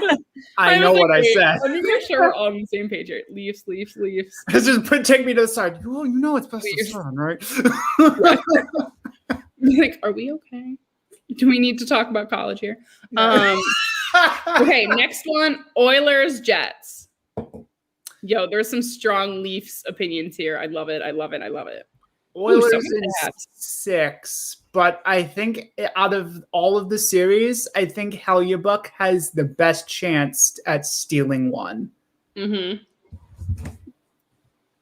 But I'll say Oilers in 6. Series? What? One game or one series? One series. Okay. Yeah. No, well, I'll say Oilers in 6, but knowing that Hellebuyck can get hot. Mm-hmm. Okay, what do we have here? Oilers, Jets, Jets, Oilers. Okay, kind of a mix again. Mm-hmm. We're moving on to our strawberry seltzer. Once we start playoff games, I'm going to have to break out the stronger shit because 5% is just not enough to get me through that. My Crowler here is 4%, so Oh, maybe I'll get some Crowlers for the playoffs. they're massive. Don't underestimate yourself. No, I know. No, I have a ton because I keep them downstairs when I'm done. Because when I go cool places, I always get a Crowler. But the brewery on the island that's like just up the street makes my favorite beer in that. Okay. Good to know from the north. Let's go into the central. Let's do Hurricanes versus Predators. Let me hear it. Canes in 6, but I think Soros can steal a game or two, but I don't think it's going to be enough. Canes are a wagon. All right, Cab, I see you. Yo, send me the 13.5. What? Send me the 13.5, dude. My God. favorite beer is Victory Beer, and it's 10%. But they have a sour one and a not sour one, so you can pick if you want a normal beer for 10% or a sour beer for 10%. Dude, y'all are making me want to get drunk. You're Well, welcome. It's Tuesday, so it's basically time to get drunk. It's hockey day, y'all. It's Tuesday. As my girlfriend says, it's Wednesday somewhere. It's Wednesday somewhere. We have a clock here that says on beach time, and we have it stuck at 5 o'clock. Mm-hmm, mm-hmm. Okay, so pretty Canes there. Okay, let's do Panthers Lightning. Panthers. As a neutral fan, I cannot wait for that series. That's going to be an incredibly fun series to watch. Yeah. I just can't even make a decision.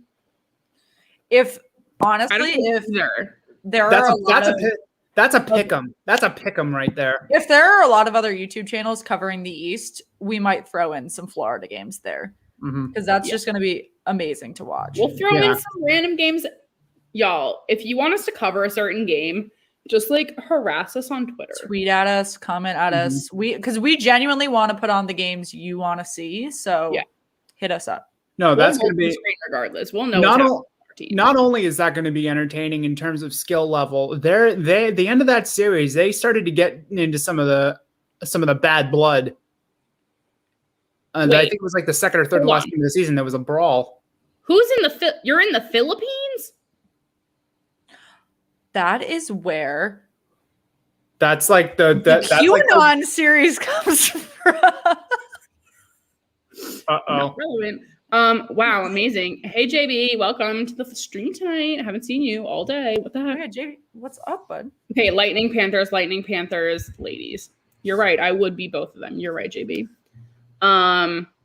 Put on the Pirates game. No. Put on all of the Tampa Bay games. No. You're not my mom. Yeah. Put on like game 5 if it's tied at 2 or something. Yeah, I'll do that. Yeah.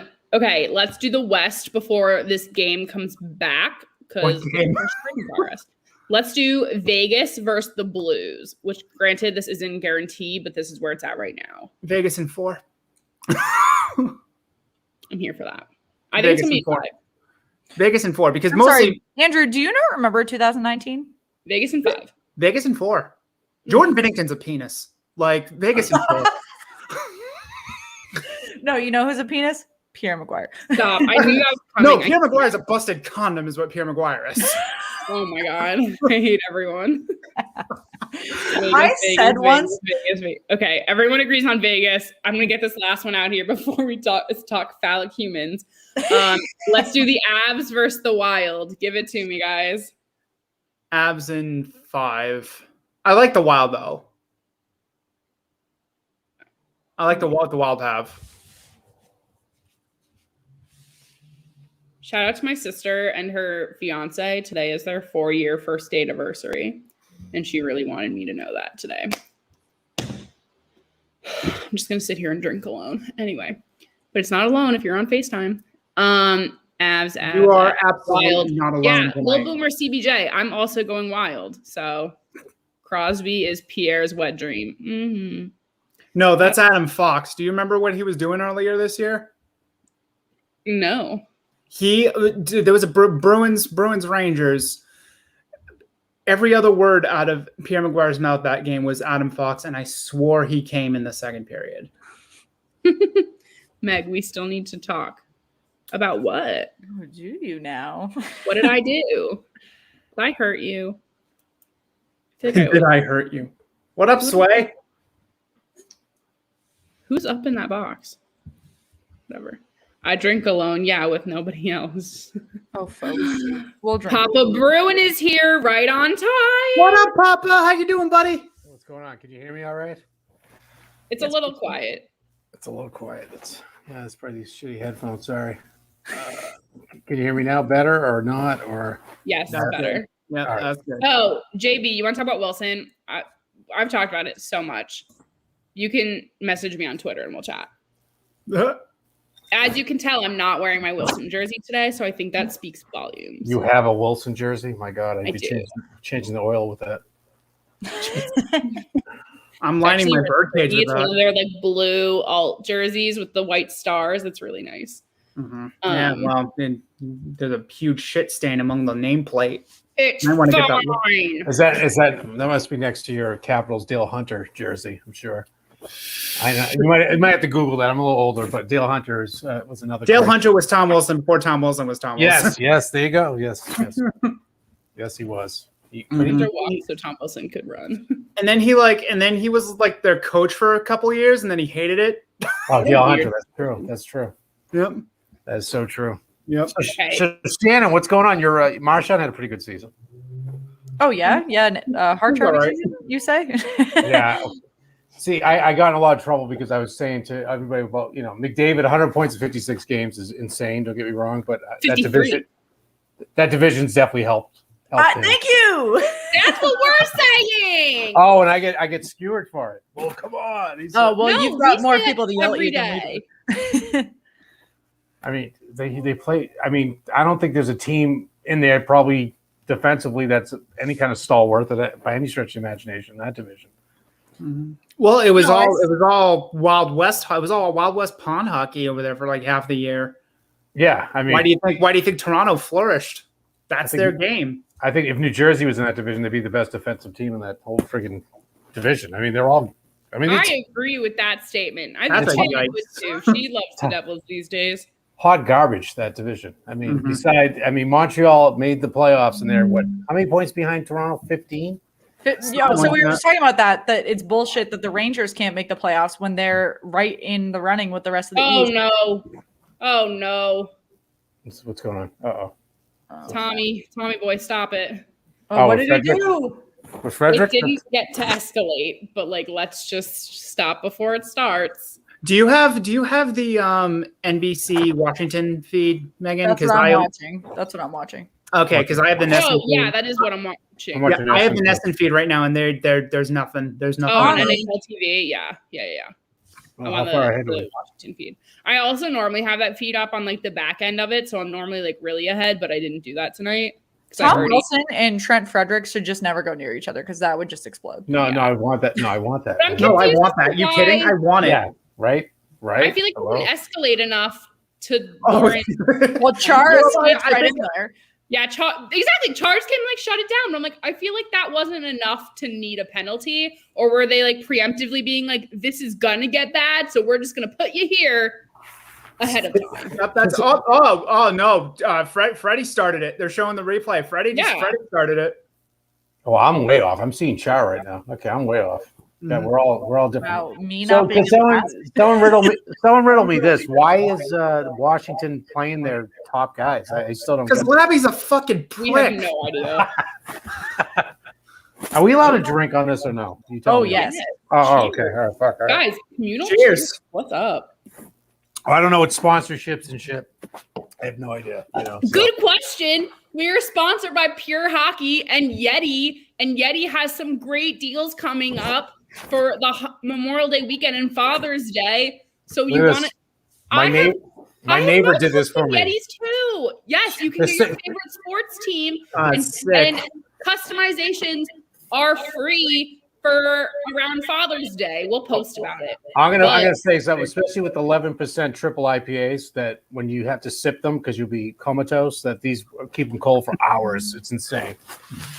That's the perfect tagline. Did anyone listen to my we call it podcast with Billy Jaffe? I saw it right before this, and I was going to ask you how you got in touch with him because we. Yeah, how did you? I that's a good point. tweeted him. I just asked That's him. incredible because we interviewed Dale Arnold, but I know him from when I was like growing up, so that was how I got in touch with him. You gotta what? You have to what? Billy is just a fantastic dude. He's just a fantastic down to earth dude. Like, oh my god. Every time we said we had to wrap up, we talk for another 10 minutes. It was just, he was such, again, it was just not only talking about, the Bruins and stuff, but also just talking about everything. It felt like two buddies at the bar. Which Oh, is it was Yeah, great. I was going to listen to it tomorrow. I was excited. All about right, it. I'm not gonna give away any. There's a Yeah, few don't Funny. spoil it. I was going to listen to it in the morning. funny, Yeah, no, funny it feels ass like- parts.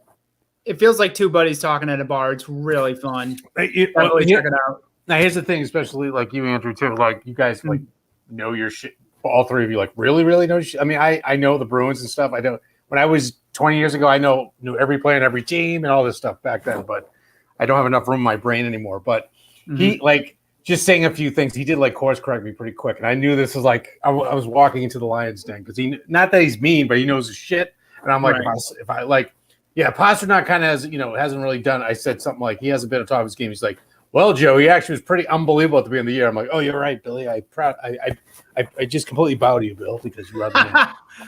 Because I was nervous. Like I wanted to get all my shit together. Not that I wasn't nervous for you, Shin. I was as well. But I'm just saying that, I was just like, God, I gotta get this good. But yeah, it's done really well. So he was. It helped again, that I was wildly hungover when I went to record with you. So. Yeah, it was after Easter, correct? Yes, it was You're after getting- Easter. Shannon's my name person. I can talk like rankings and all those shits like out my ass. But Shannon's got every player. Yeah, well, I have to know all that crap for my job. So then once I can just equate it to hockey and then it becomes more interesting. What do you Also, do we've again? already got people What else asking is on for Papa Bruin your channels and your pages. What about? Plug them. People want to know what they are. Oh, you want to plug them? Oh, okay.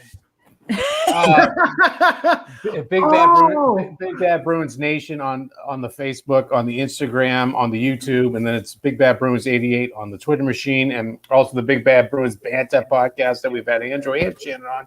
We'll have to get you on as well, even though we don't like Caps fans, so we can't really have them on. Oh, Meg's a Penguins fan, so even worse. But What? She's a Penguins fan with a Wilson jersey. What is happening? I know. What's going on? My Where's your dad old doesn't Samuelson let me jersey? wear it in his houses. Good. Like if I'm in one of my parents' like homes, like I'm not allowed to wear my Wilson jersey. Smart move. So you guys are big in the jerseys, right? So I ordered because I was a big Adam Oates fan back in the day. So I'm trying to get jerseys like that no one else really has, right? So I ordered. I don't know if you guys ever see it, the 75th NHL anniversary ones, the Bruins ones. It was like the B with the yellow and black. So I got the Oates one from a company called I think it's Authentic Jerseys or something like that. So I bought it. It was like $200, but I bought it. I didn't realize that it takes them over 2 months to get to me. That's how our NWHL jerseys were. It took like 6 weeks for them to get to us. Okay, I all ordered right. it. So, Yeah, I ordered it the day they won the Isabel Cup, the Boston Pride did, and I got it a week or two ago. okay, wow. So Also, I want to have mine for the playoffs, and I don't know if it's going to make it. Speaking of jerseys, you guys for the sweethearts, those are fucking fire. You got jerseys? Thank you. Really? Oh yeah, we did. Yes, I'll go get Shan, it. Hold you on. got yours. I'll go get it. Yes. we Yeah, have no, our it own. is fire, and I want one. Yeah, I think every We've guest been should getting have a one. lot of people who didn't order them originally who were like, we want one of those. So we're definitely going to do another order. We're just waiting for the right time to do it. But now that we've like finally have them and stuff. But they're amazing. Like Shannon will show it when she gets back, but like they have like beautiful gradient, all like our logo. We have a That's pack what gets me, the gradient all design. stitched. It's beautiful. Like I'm obsessed with mine. I want to see it. Come on, Shanny, hurry up. Yeah, we got all day. I mean, is anyone really Well, watching this game at I all? could easily have just gotten mine. I am because of, like at first when I was talking about this game with This is a with big game for the Providence Bruins. Yeah, Yeah, I was going to say this is like NFL exhibition. Thomas, my co-host at the Short Shift, just tweeted that this is basically Providence's Calder Cup. It's Marlboro this year. Yeah. Marlboro. Yeah, excuse me, Marlboro. Marlboro by way of Providence, by way of Does the AHL have playoffs or no? No, no, not this year. yeah, But no. also, I'll keep plugging Yeti for a second. This is my Yeti koozie. I have my Instagram handle, Miss Meg Rach, on it in cursive. It's beautiful. All of my friends, we all have matching ones with our individual like logos and stuff. Beautiful. Also, my neighbor did this for me. It's just my I love neighbor. She I got them vinyled for it all up. my friends for Christmas. It's perfect. These are. I didn't realize how humble. I mean, I've heard about them, in lore, but this now having it and having a beer over 4 hours because it's like I said, so potent. Yeah, it's it's so so cold cold. as hell. Oh yeah, Guys, It's the boss. if you want one in our bios, Instagram, Twitter, follow that link to Yeti.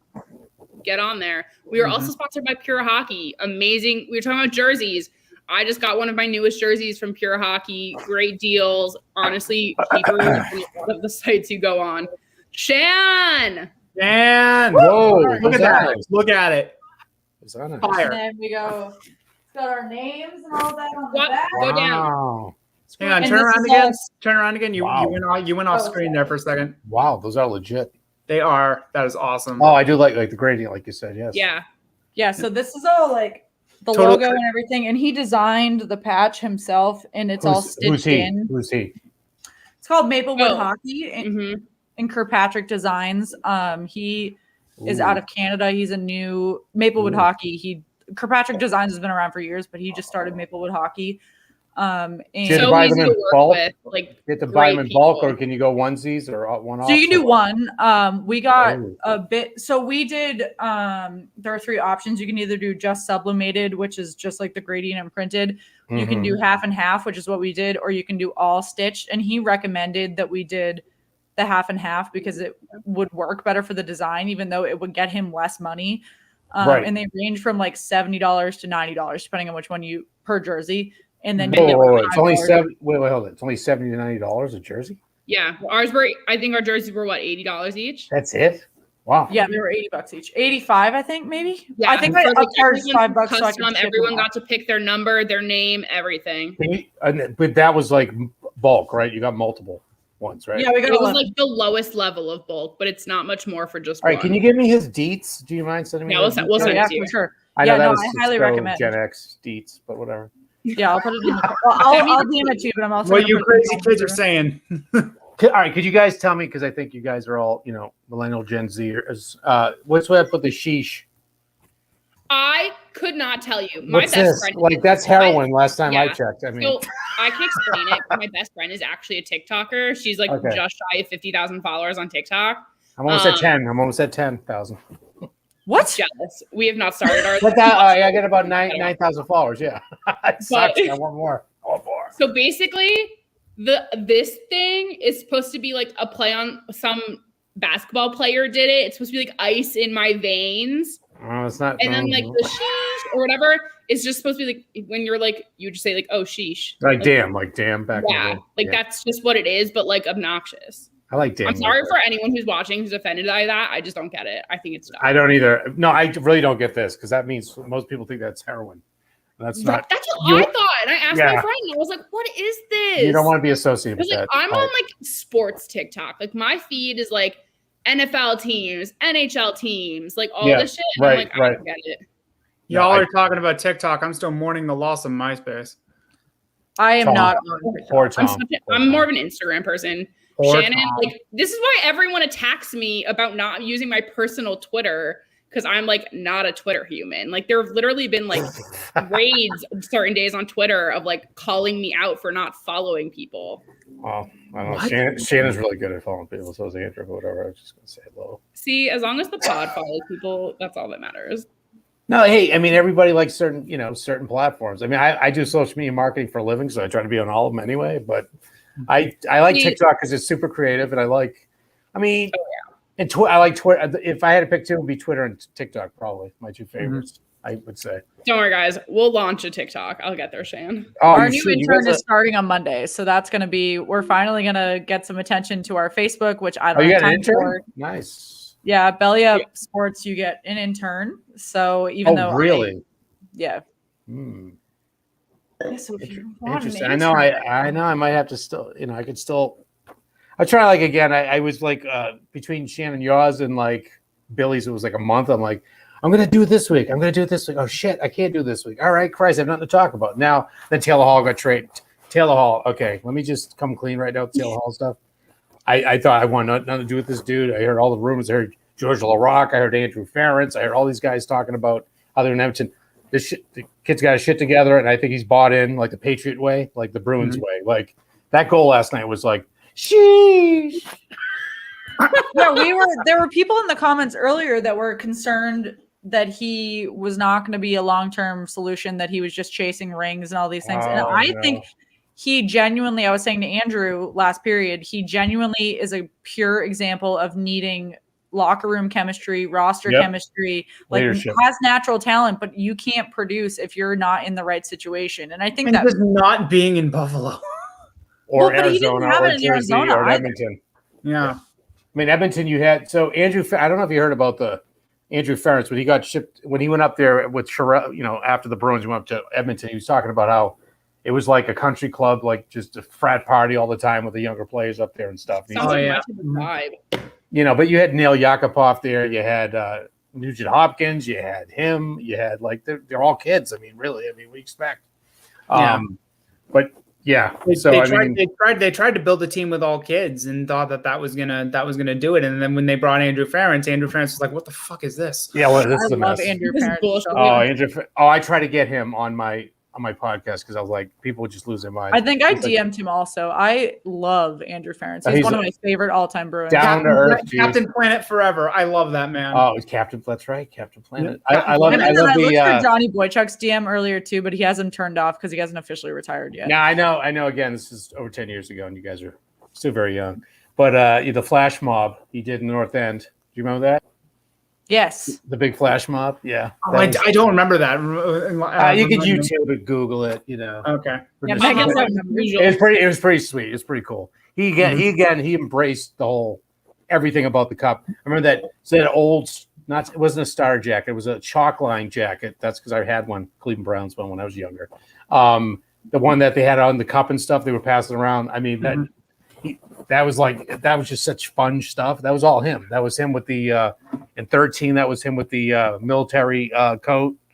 That was him with the chain one year. They had a chain that they all wore at whatever game. I remember the chain in the military code. I remember those. Yeah, that was 13. Yep. And but anyway, yeah, dude, he's probably one of my favorite Bruins of all time. The only thing that sucked is I remember 13 in the Cup final that one of the pucks got deflected off him, went in the net. It was like that was one of the crucial, goals they let up too. I think that was the 6-5 game against Chicago that Chris Kelly missed the ocean. How do you feel about since we're talking about classic Bruins? How do you feel about Milan Lucic? What do you mean, just overall with the Bruins or 1,000 games? Just in general? Overall, I mean, he gets a ton of flack still from when he was with the Bruins. So I'm curious. I think for what he was, I think he was fine. If they expected him to be 30-goal player, I think you're kind of shooting the moon a little bit because that year he scored 30. He had 10 empty netters, if I remember correctly. No, I mean, I think it was critical. I like him. Enforcer core, but I mean, well, yeah, I think he absolutely complimented the Horton Krejci line because he's just the muscle they needed. I think he was between. I think he was like. He wasn't as far as Sean Thornton from a fighter goon standpoint, if you will. I love you, Sean. Write me. Sean Thornton has a book coming out in October, by the way. Well, Sean Thornton, actually, Dale Arnold, who we interviewed. Oh, he did the forward. Yes. Yes. Dale Arnold wrote part of the book with Sean Thornton, and he was actually finishing that up when we interviewed him a couple of months ago. And I actually, on our Instagram story right now, the interview is the audio of the interview is posted because Dale Arnold, when we interviewed him, it was a season preview for the Bruins, and he guessed that the Capitals were going to be the team the Bruins had to beat to go on a playoff run. So it's ironic now that they're set up against the Capitals. So very cool. I reposted that today. And that's Dale knows his stuff. And talk about Lucic, Paparone, for a second. When he was traded, I think I was in a vast minority in thinking that it was time because a lot of his play had really dovetailed and he was starting to take some really he was starting to play really dumb. There was a reason why one of the first trades that Sweeney made when he came in was Lucic for Jones in first. I think you're right too. I mean, again, I liked him for what he brought to the table. I mean, he was a fan favorite. I mean, who doesn't remember when he put that Toronto Maple Leaf through the glass? I mean, Jesus. Mike Van Ryan, yep. Oh, that was an all-timer. But and then turned Mike Komisarik's face into beef. Yeah, I think he did what he had to do. And just a quick Sean Thornton moment. So I met Sean Thornton. We did I was at some kind of blogging thing. I had a big blogging events I did in Boston and stuff back in the day. And I met him and I go, Sean, I'm just going to let you know that you were very instrumental for making me cry like a 12-year-old girl on the net you guys won the cup. I'm just saying. And he's like, okay. I think I kind of skeezed him out a little bit. I'm not sure. And then when was the last lockout? Was that 14? No, it's 13 when they played Chicago. Yeah. So we had a something called the Hockey Resurrection Party at the Harp. Me and a couple other websites at the time, and we had Renee Raincourt was there. And he was saying the national anthem. No way! Oh, it was great. Oh yeah, I have a picture of him wearing his ring and everything. It was great. I think I have it on video. I'll share it with you. Remind me. And then we had Sean Thornton came. And it was just because everybody was just dying for hockey to come back because it seemed that it seemed like every 3 years they had a lockout. It was just ridiculous back then. But Sean Thornton, like super cool, down to earth guy as well. I mean, I've been lucky enough to meet a lot of the Bruins players, because I grew up in Wilmington, so I went to the Restucia a lot when I was younger. So I met Bork and Neely and Oates. Don't drink the water. Yeah, Andy Moog, who used to be my hero until he was a complete dick outside of me. It was like me and another guy. Me and two other people, one of my friends, and I'm like, Andy, I'm wearing my Andy Moog t-shirt. I'm 17. Wearing my Andy Moog t-shirt, and he's like, hurry, gotta hurry up. I'm in a hurry. And I'm looking around, go, dude, there's 3 people. Like, come on, don't be. And he took a picture of me like this. I'm like, what a dick. I was like, well, Jeff has lived like 60 lives. What's that? He was in the Air Force. Yeah. I was deployed to Greece during the lockdown. Mm-hmm. Is he? I can't get. He's a Hurricanes guy, evidently. I can't get over how good the Hurricanes are this year. Like, holy shit! Like, that's a division Jeff's like every team fan. Jeff's like literally over it. He's got a he's huge like jersey collection. It's incredible. Yeah. So he's a man. He's a man of the sport more than a particular team. Yeah, he's a huge man of the sport. He's a I believe he's a goaltender. I think so. And I think he still goaltends. He actually asked a good question up here I was going to bring up when we were done with the Milan Lucic shot. But, The Wild. The Wild, really. Who would win the cup this year? Who will win the cup if it's an upset? The Leafs. Because I just think they're not going to do shit. It's sad because any Canadian would be like, that's not an upset, but all of us are like, But- no. Well, yeah, they're it is. Their last series win is old enough to drive. It would be an upset. Megan, I'm shocked you didn't say Panther. I just don't even no one think talks. it's- Why isn't no one talking about the Panthers? Like Quinn. Get them in I- sunrise. I'm about to go get a different jersey here because I have a Panthers jersey. Megan refuses to respect the Panthers. They're ahead of Tampa. Am I right? Yes, They're are. ahead of Tampa, and Yeah, they're they're only gonna- 1 point behind Carolina. I think they can give Tampa everything. Oh, they really? Well, that division. Oh, that's still not settled. Is that settled? No, They it ran is. out of It games, is. right? It's- Okay. Yeah, they've got 56 games, but they ended. Wow. Carolina ended at 80. Florida ended at 79. You know what's funny is that the Florida Panthers probably have the same amount of fans during the pandemic and not, so it doesn't matter. It's probably the same amount of people. Ba-doom-cha. That's true. I mean, come on. But no, I mean, I'm kind of I'm excited for the playoffs. I'm really excited to see what happens after these teams get out of the divisions because you could have an East Coast team playing a West Coast team in that conference final round, the semifinal, which is That's so weird. That's so banana. Do I really want to be going to Vegas? Which the Bruins? Yes, They I could. do. They actually. Well, I know, I but do. absolutely could be playing Vegas because Vegas is the first seed, right? So overall in the I'll go league, with you. Let's go. yeah, let's go. Well, I'm gonna let it wash out for another year. They'll be out there next year, maybe. But yeah, I mean that's just weird. But there's a lot I like about it. I kind of don't want the divisions to go back because I love this division. So you can't get more black and blue than this division. I thought the Rangers were going to give us a hell of a hard time. They did. I mean, let's be honest. They didn't run out of games. They put the pressure on the Bruins before the trade deadline. I was getting nervous. I was going to lie about that. I think they're up and coming, and they're going to be probably because remember they gutted out their whole team. I mean, they gutted out the team. They traded everybody. They had no farm system at all. Look at them now. They're doing pretty good. So, I think But it's also- kind of interesting looking at you could say for both the Bruins and the Penguins, the trade deadline deals were kind of confusing. I feel like Taylor Hall less confusing. People kind of weren't for it. And then same with the Pens taking Jeff Carter, but both great. proved to be beneficial. Yeah, Jeff Jeff Carter's a warrior, Carter man. really turned it on when he went to Pittsburgh. he's been a warrior since he was in Philly. I mean, he's been. Oh yeah. Oh, he's a great player. I just thought it was a dumb acquisition by. Yeah, he's an older guy. What is he? We just 37. needed something different. Is that Jake DeBrusk actually skating fast? Wow. Yes. I think Unheard of. I think Jake DeBrusk is out of here. By the way, I think they're trading him because I'm sorry. I like him. Released him to Seattle. They're gonna probably that's gonna happen because I like him. I want him to be successful, but shit, man, he's just been a car wreck. He's just COVID or not, he can't do anything right this year at all. And they gave him a contract and everything. So Well, the contract I think was fair because you have somebody when the contract was signed. It's a bridge deal. Guy averaged over 20 goals a year for his first 3 years. He was inconsistent, but he was a goal scorer who could get hot. I think that was a fair deal. This year, though, he fell off a cliff, and this is somebody who was an ardent DeBrusk defender all year long.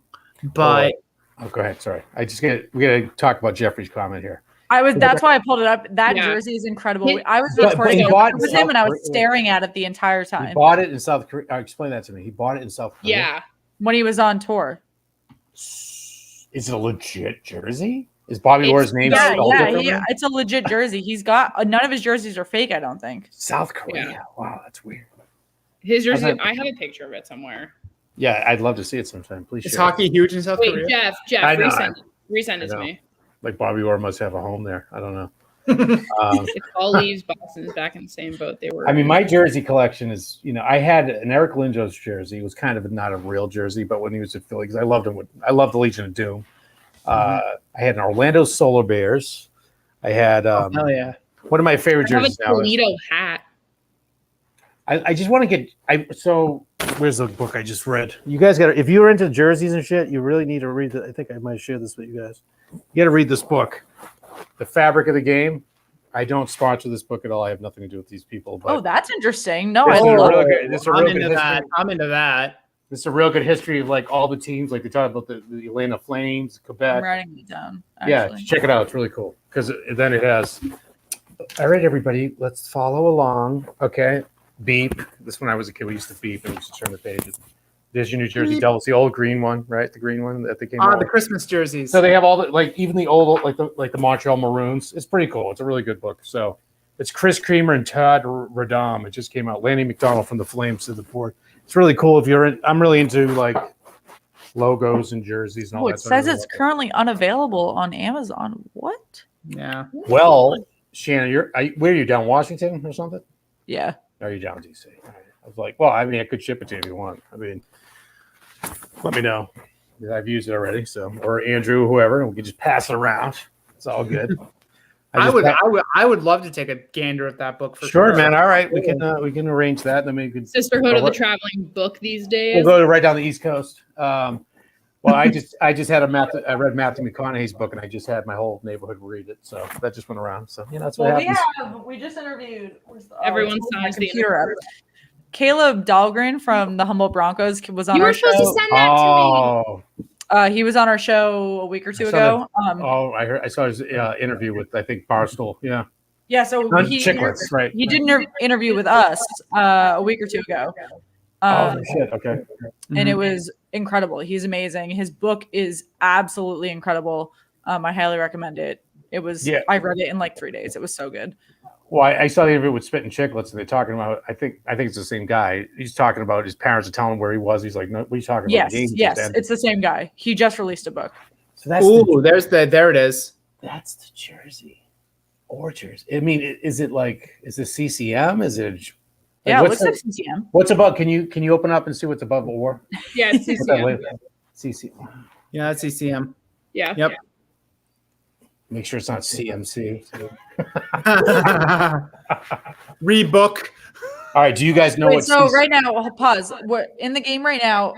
Since we were talking about how long Ovechkin was going to play, he's at 1933 time on ice and 4 shots and 4 hits. Why is he playing? I don't understand. It's I tweeted out earlier today that it was that him playing all of his starters with the junior varsity out there with the Bruins is a perfect prick move for Laviolette because except they're about to go to overtime. Which is awesome. I love it. Shots on goal. Look at this. Yeah, it's a perfect prick move for because you're playing a bunch of these kids who will not be playing any sort of hockey for the next 6 months, and they're playing for jobs next year. They're playing with nothing to lose. So Cassidy probably told them, finish every check. Baby. Take your pound of flesh. Oh, yeah, piss and vinegar. Yep. All right, I got to ask you guys a question. Wait, that's a good point. Hold on. Could be why they had Ovechkin in the game tonight. He didn't get any. No, I know, but like, Maybe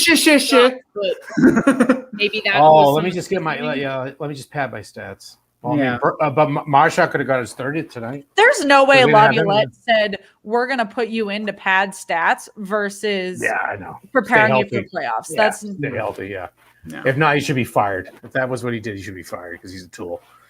Lavi is a total tool. Go ahead. What's your question? So do you know what TCM stands for?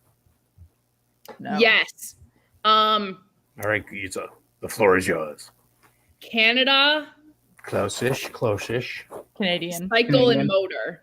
You are correct. Wow. So I would say both of you ladies are correct because you kind of merged together. So yes, Canadian cycle motor. cycle and motor. Oh, interesting. Yeah, it's just needless old person information I want to share with you. It's like weird trivia. That's what I know. I can't tell you like certain players' names and stuff off We the top of did- my head. But Well, I you know got- that only you been just don't doing. shit. We scheduled when we first started the podcast. We tried to do as many guest appearances as possible so that we could get our name out. And we did one with this like radio show that spent the last like 30 minutes doing very, very old hockey trivia, which is not Megan and I's forte. Like 1920s, yeah. Yeah, They were like literally doing trivia from like before we were born. like original 6 trivia. And we were like, this isn't it. Well, And get this that is a get lot. that Like, back I to was the wondering- line. Who didn't read the room. I was like, I can tell you every player on the Bruins roster right now, but I cannot Yes. tell you. And so it was just uncomfortable for like 20 minutes because they were like trying to figure out what questions to ask us. Yeah, And I not was reading like, the room. Yeah. why did you do this? Like, Yeah, I'm sure. Like, cause I was around 1920. You know, when the Maroons were around. You know, I mean, I read that book. remember when the Maroons won the Lord Stanley I had their tattered jersey when I was in a walker. What's up, Beantown Breakdown? Beantown. You know what's really funny? Back in the The day, Celtics are holding their own. I thght you were streaming the Celtics. Beantown Breakdown was the name of my old podcast. Really? 8 years ago. 9 years ago. Yes, we did it on. It was one of the first. We call it podcast networks. No, it is not. We cannot illegally stream. No, we do not any illegally games. stream However, things, we are provide talking about it. very fun commentary of said game. It's 1-to-1, and Laviolette has provided plenty of entertainment for us. Oh my God, they almost scored. I want them to win They now. just hit the post. That was so close. It literally hit the I really top. want them to win now. I really want them to win just to put it right. Turtle in the King, I don't think I've seen you before. What's up? Oh my God. I love turtles. I have a turtle tattooed on the back. I thought that of was my Turtle Boy. I'm like, oh, he's big in Boston, Turtle Boy. neck. Yeah. Let's make I have sure my- if we haven't yet, we like the video and we subscribe. We are close What are you to guys 30 at? likes on the video. I still want to know who got your Kraken hat. Oh, who bought it for me? No. minute. Who got? No, you guys gave it away. You gave it away a long time, like probably a month ago when I was on last. I was like, who won the Kraken hat? I don't It's a think we giveaway. ever gave it away. Oh, you never got to that point. Yeah, you had to reach a threshold, I think. We had to reach a threshold. We have I was given gonna say, a someone couple. lost a bet to me, and I had to get a Kraken hat, which is actually sitting right next to me. We have given a couple signed All-Star pucks away, though. We've given away a Taylor Hall All-Star puck. I saw and that. we've I tried. given away a Drew Doughty All-Star puck, and then I have one more to give away, and then I have to Ooh. replenish my stock. Drum roll, please. We're gonna replenish with some pucks and some jerseys. For the We're gonna playoffs. do some jerseys for the playoffs. So what you guys should do too is do throwback nostalgia wear. Like I have the Stoddard varsity shirt. Oh, they just scored, you bastard. 8 seconds left. Oh no. Oh, No, you're the most ahead. You're way ahead of me. 2 seconds. They just scored with 2 seconds left. Sorry to break it to you. That sucked. That's fine. I'm like 20 seconds behind you. Andrew's like 3 seconds behind me. 2 And then seconds Shannon's left. like a minute behind everyone. No, I've got 30 seconds left. Yeah, I'm Okay, sorry. well, I have 9. Well, they lost. Sorry to break it to you. That's 2 fine. seconds. 2 seconds left in the game. Glad I You know didn't what? try to I buy think those this tickets. was an excellent effort by Who the cares? Providence I don't give a shit. Bruins. Oh, absolutely. Oh, it went off like Swayman's back of his head. Went in. It was like no angle. Oh yeah, it was just a crack. Yeah, it went off Swayman's head. Oh well. Oh, all No, right, no. I'm sorry. It went off. And how did it go in? Oh, yeah. Action figures. Whoa. That's- Did it even go in? Wait a minute. Did it go in? Oh, it didn't go in? I don't know. I'm looking at it. Did it go in? It's just a weird angle. I think they're reviewing it. This is an I don't think it went in. Actually, I don't think. No, went it hit off the post. No, they said it did go in. I don't understand. I'm confused. No, hang on. I'm looking No. at the angle right now. They said it went in because they just did the face-off. They lost. That's crazy. It didn't look like. Oh, it went yeah, in. no, it hit the net right inside the top. Oh, well, whatever. The guy had no Bruce angle. Cassidy quite literally never It just wears bounced a mask. out so fast. Yeah, he's pretty pissed. Yeah. Oh well. Yep, that did. Well, That's what you get for putting in the Providence Bruins. The Providence Bruins put up a damn fight, man. No, I'm Yeah, good. I'm good very with that proud effort. of the Providence Bruins tonight, guys. Oh, yeah, Pour it was one out for the it went in. Providence Bruins. If that's the best the Capitals were gonna, they probably didn't bring their A game, of course, but they played their stars and Billy squeaked it out. So I don't know. True. But I'm sure, like if this was Tuca and he lost, they'd be putting him up on a skewer. Oh, right that now. is a really awkward goal, man. Yeah, it's He's a weird sitting on goal. my grill. Oh All right, man, everybody's coming to Swayman now and just giving him taps. Oh, He had what? So he's what? 6? He was 6-3. No, he's 7-3. Great season. Hey, come on, he's gonna do. Yeah, I was gonna say that's an excellent start, especially given this year's climate. Like, damn. Oh, he's got the backup because Halak. Oh my God! Wow, he was. Halak's charging up. gone. Halak's gone. Oh yeah. I mean, why would you? Yeah, you can't say that. Oh, that's U4. what I Would that was person? thinking. Oh, what was that? U4. And we should be on both the tried to goal do it. review. U4 should be the goal review committee. Right. Well, because we're all on Yeah, delayed. yeah. Well, I'm on to my the way. Department of Player Safety. We're all on delayed feeds, so that would be like, well, yeah. Oh, they yeah, scored. so that's a They're good question. Should Tom Wilson have been suspended if we are on the review Yes. committee? 3 games. Yes. Which one for the Rangers game? Which one? Yes, for the Rangers game. 3 games. Good answer. Yeah, not $5,000. That was ridiculous. So the guy who cross-checked the Rangers Is player who Carl cross-checked, one of the was it Wilson stars? the next game? Yeah, he should have been. That was horseshit. I don't think Davidson and Gorton should have been fired. That was pretty shitty Oh no, absolutely not. because that was just the owners of the team got embarrassed because they went they kind of went apeshit, but I think they should have because Wilson should have been suspended at least at least one game. Mm-hmm. I mean, I can't Suspending imagine one game would have prevented all that crap. bullshit. Oh yeah, And would have prevented the Department of Player Safety just like overcorrecting for days afterwards. Yeah, that they have to be consistent. That's the problem I have. Yeah, exactly. But it is what it is. Yeah, You Jeff, guys- send it.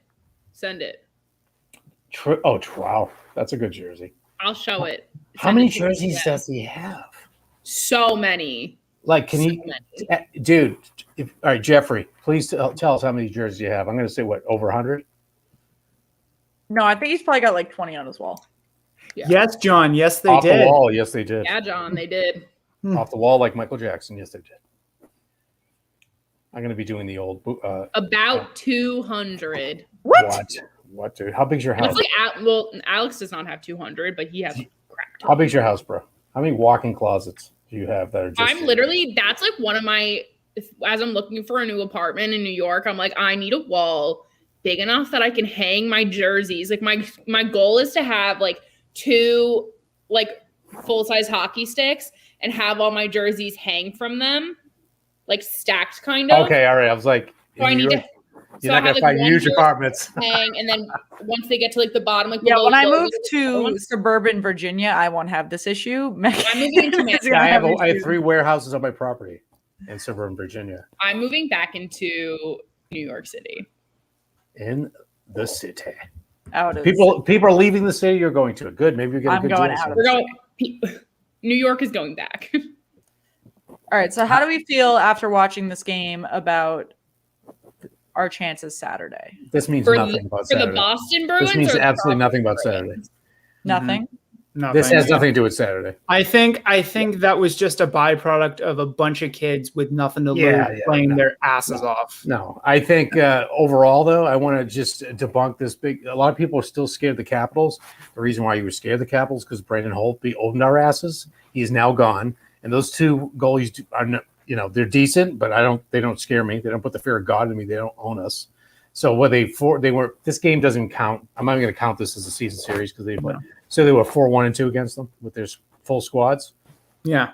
I mean, I still consider that 4-3. I know the points and shit, but they held their own against them. They held their own against Pittsburgh. Held their own. They came back, to a tail end of the series against the Islanders, and thank God New Jersey's not in there because they probably lose to them. But yeah, I have no problem. I have no problem with this with the field ahead of us, really. And then whoever gets out of those other divisions, Isn't it Canadian, dope? Canadian divisions. Oh God, that's pretty sweet. Look at that jersey. That is nice. Wow, And I'll show you the back. that's pretty wild. That's wild one. Oh, got it in Russian too. That's pretty sweet. This guy's got some legit Yeah. stuff. Oh, But yeah, I wish I had legit stuff. I don't have anything like that. I have like a Neely. I have Samsonov. I have Sagan. That was worth a year and a half. I had. And what else do I have? I have Adam Saying Oates. it's the first trade that I genuinely remember where I was, I do too. I remember where I was. and I was Fun. like, I was in New York. JP telling me that between Wilson and moving to New York, my decision making is sus. My job is based in 30 Rockefeller Plaza. I have to live in New York City. Like, Wow. this is where I'm from. I That's lived a good there since job. I graduated college, except for a stint in California. Like, NYC. that's Yeah. just my home. So Good place to no visit, but I throwing wouldn't shade wanna at live my there. living Couldn't live situation. there. I didn't go to New York City. The first time I went to New York, I think it was in my mid to late 30s. Before I ever went Really? there. I don't. I'm not a city guy. The only I hate New York City. I love Chicago. I love my favorite cities. I'm not a city person anyway, but my favorite cities are Chicago. Love Chicago. I've never been to Chicago. Chicago. You have to go to Chicago. Chicago. Well, for I me, definitely want to, but I grew up right outside of New York City. Yeah, I that went in makes all sense. the time. It just made sense for me, especially because like I work in TV. It's where I have Right. to be. oh right, that And makes I'm sense. such a city person. What do I you do thrive for on it. I TV? hate not being able to walk everywhere. What do you my do for grocery TV? store- What? What do you do for TV? Maybe I you do can't tell ratings us. analysis for well, broadcast. You can tell us. news She'll have to channel. tell you. Nielsen? Are you with Nielsen? The I Nielsen don't ratings? work for Nielsen. I Oh, work for okay. one of the broadcast networks. Very cool. Wow, very cool. That's maybe why you don't have your own Twitter because you have to keep it top secret.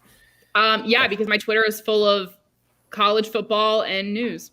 Yep. There you go. Like I had to get approval to even do this podcast. Yep, I'm sure you did. Yes. Mm-hmm. Bruins, Leafs, Canes, Vegas. Okay, then I'll remove the Leafs because they're not going to go anywhere. I would So who say are you Bruins. putting in the Oilers? Yeah. Well, I don't think anyone's going to go past. So when they get out of the divisions, the Canadian team's not getting to the cup. Let's be honest. I think it's They do wait. 2 rounds in the divisions, don't they? Yeah, I after think the so, yeah. divisions, after they get out of the divisions, yeah. So and then it like reseeds from Yes. within that. so so Vegas is going to We be don't know what division's going to play what. Yeah, Vegas makes it. They'll be in 1, right? And Colorado's going to be up there too if they make it out. So one of those 2 teams out of the West is probably going to be the number 1. It's my guess. And then, which ideally, then the East team would be 2 or 3, assuming 2. right? Well, if the Bruins win, they'd be 4. Which would let the West and the East be the final. So you could actually have the Bruins playing Vegas after the divisional, which would be stupid. But I would like the Penguins to play Vegas in the final so that I can be happy Penguins won't get by the Bruins. So that's. I don't think the Bruins are getting past the Caps. Oh, so. please. They are. I don't know why you feel this way. In 6. I just do. In 6 because they're not. Again, if this was I Hokie think playing, I'd be it's going to scared. go. I will agree. It'll go to like 6 or 7. But I think the Caps are going to best it. And I don't think the Caps can beat the Pens, which is how we're going to get out. Did you not just watch the Washington Capitals choke like badly against the Providence Bruins? This game doesn't mean shit though. I can't decide to it. 1 point. Yeah, this game don't mean nothing. This is like a glorified exhibition game. Yeah, I mean, Shannon, I would love to, dance on the Capitals' grave, but I can't put stock into this one. Also, yeah, for sure. And you know the wager for this series. What is I that? don't know why you bet on this series and not Streaking? Someone's streaking through the quad. Well, we don't know what'll If happen. the Bruins win, she's gonna buy a Bruins jersey. Of Shannon's choice. Really? Meth Bear. No, Pooh Meth Bear. Bear, yeah, I said Meth Bear, Brad Marchand, if I can find one. Meth Bear, Brad Marchand. All right. Meth Bear. Yeah, I gotta go with the Meth Bear. I actually was doing a because I know a guy that works at Fanatics, so I was doing a kind of a influencer That's video, the if you person will. to know. And I mentioned Meth Bear because the Tahoe gear. The Tahoe gear had it, and he's like, "You can't call it the Meth Bear. You can't do that." Shut that down real fast. Oh, they get mad. So I called it the Beth Bear. I go, I'm going to call it the Beth Bear. So that's what we rolled with. But yeah, he's like, you got to reshoot the video. I'm like, oh shit, sorry, dude. So that's what people call it: Pooh Bear, Meth Bear. Yeah, they do. There's Pooh Bear and Meth Bear. Pooh Bear looks like he just I hate took Pooh a Bear. split. Ugly. They're Absolutely. both And Meth ugly. Bear looks like he's tweaking. I mean, it's like Well, the Pooh Bear is like, the Meth Bear is like these, the days of like Neely and Bork and all those guys. I mean, that's Yeah. that is a Meth Bear. Like there is no other way to describe who it. doesn't want a bear that's on rabies, has rabies, man? I mean, That's on rabies. it's on rabies, so like it's a drug. It's on rabies. Tom Wilson, I can't wait to have your ass kicked. Oh god, see this is what we won't get out of the Pittsburgh thing because it's not someone to really really hate. Wilson, I just hate him like the Elf Samuelsons, the Matt Cooks of the world. Mhm. So I can't wait for this guy to go. And Don't seeing worry, Chara, the Bruins and the Penguins play in the next round. So that's what we We'll actually all have started. network. We started the very beginning of the stream saying, how does it feel playing Chara in the first round of the playoffs? And what's it going to be like when one of these teams moves on? Well, Taylor Hall is going to use him like a turnstile, so that's what's going to happen there. But Yeah. One thing about Taylor Hall's game that I never realized because I probably didn't ever watch because he plays for some really shitty teams, so I would probably watch the games. His skating is just wow, Appalling. He's a powerful skater. He's not a big dude. Oh, yeah. Because he does get blown up a lot, but he does. He fakes people out of their jocks. Like that last goal last night was just. He's tall, but he's scrawny. So it's like. Oh, I did. I literally screamed out "wow," and then my friends and I texted and said, "Wow!" Like wow, that was just a wow moment. That was like, Yeah, it really holy was. shit. That ranked up there. Like when Sagan scored his goal against Tampa in the playoffs, you're like, holy shit, this kid's gonna be the shit. And then, we ended up having both of them at one point or the other, which is absolutely crazy. But My favorite goal that Taylor Hall has scored this year was the drop pass to Grizzlick where he goes in the front of the net and he ends up scoring it off his dong. if you can't score off your dong, what can you score off of? But no, Honestly. so Like I he did a jumping split and it went just right off his ball. Oh, yeah. I'm like, I mean, that's the goal of the year. That's it. Titanium ESPN nutbag. top 10 plays. So Nutbag, titanium nutbag. There you go. Yep. But he's that Don Sweeney's walking around with the biggest full mast of all time because he pulled it off. I think he could, and he did. And he's like all of them, Riley too, and Lazard. They've all been great. can't. I mean, Buffalo got fleeced. Yeah, for real. Oh my god! Do you guys have any Buffalo bloggers or podcasters in your network? I mean, Not they're in probably- our network. But we have friends. sorry. We've like had some on with us. We do a lot with the Hockey Podcast Network, and they have one for every single team. I don't know if you know this is one girl who does like a Buffalo Sabres fan video. She's hilarious. Channel, yeah. You know who I am? I know who I'm talking about. Yeah, she's fucking hilarious. She's like, she did a whole thing after the trade happened, and she was up all night. And she goes, "All right, after sleeping and thinking about this more, we still got screwed." So like, so I didn't know what Kevin Adams is the GM over there, right? He used to be a Bruins prospect, right? I think, and he sucks as bad as the GM as he did as a player. So at least he's kind of consistent. He does. Oh my god, that trade just. He was. We had a Sabres guest on the pod a couple weeks ago. I was telling Shannon and Megan about this earlier. Who 8 months prior to him being hired as the general manager, he was managing the boutique rink across the way from Key Arena. So he's like Emilio Estevez in the Mighty Ducks too. Correct. Yes, that's right. New one that came out. And Terry Bagula pays Jeff Skinner $9 million a year. Hires this guy off the fucking street. Hires 3 scouts to be a scouting team. Doesn't even hire an assistant general manager. That makes sense. Like, put on the weighted vest and throw him out the boat. So is Eichel out of there or what? You think he's gone over the season? Oh yeah, 100%. He's done. He's gone.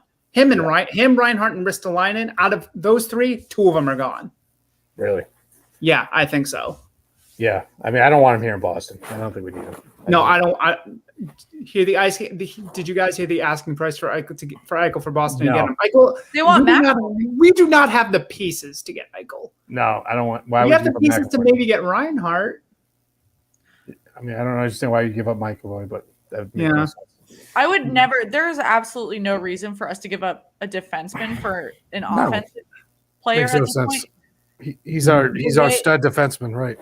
Yeah, the way the Bruins are built right now, they cannot afford to lose anyone on the blue line, unless they're getting someone better on the blue line. Yeah, right. Do you guys think that Krejci and Hall are going to be our package deal? I think so. They have to sign them both. I don't think you sign one the other because I think the chemistry is ridiculous. I think you can sign Hall and not Krejci, but I don't think you can sign Krejci and not Hall. Right. That makes sense. Mm-hmm. Right. I just don't know who you play Hall with because Coyle isn't doing it right now. Is he going to play Saturday, by the way? He's on track. That doesn't mean he will, but he's on track. The one guy this guy should Kasha just retired it. It's over. Come on, just please. I can't believe he got hurt again last night. I didn't even watch the game last night, and I was like, I saw on Twitter, and I was like, this is just depressing. He needs to stop. He's just the one thing that gave me solace. I don't care if he plays another second in the NHL.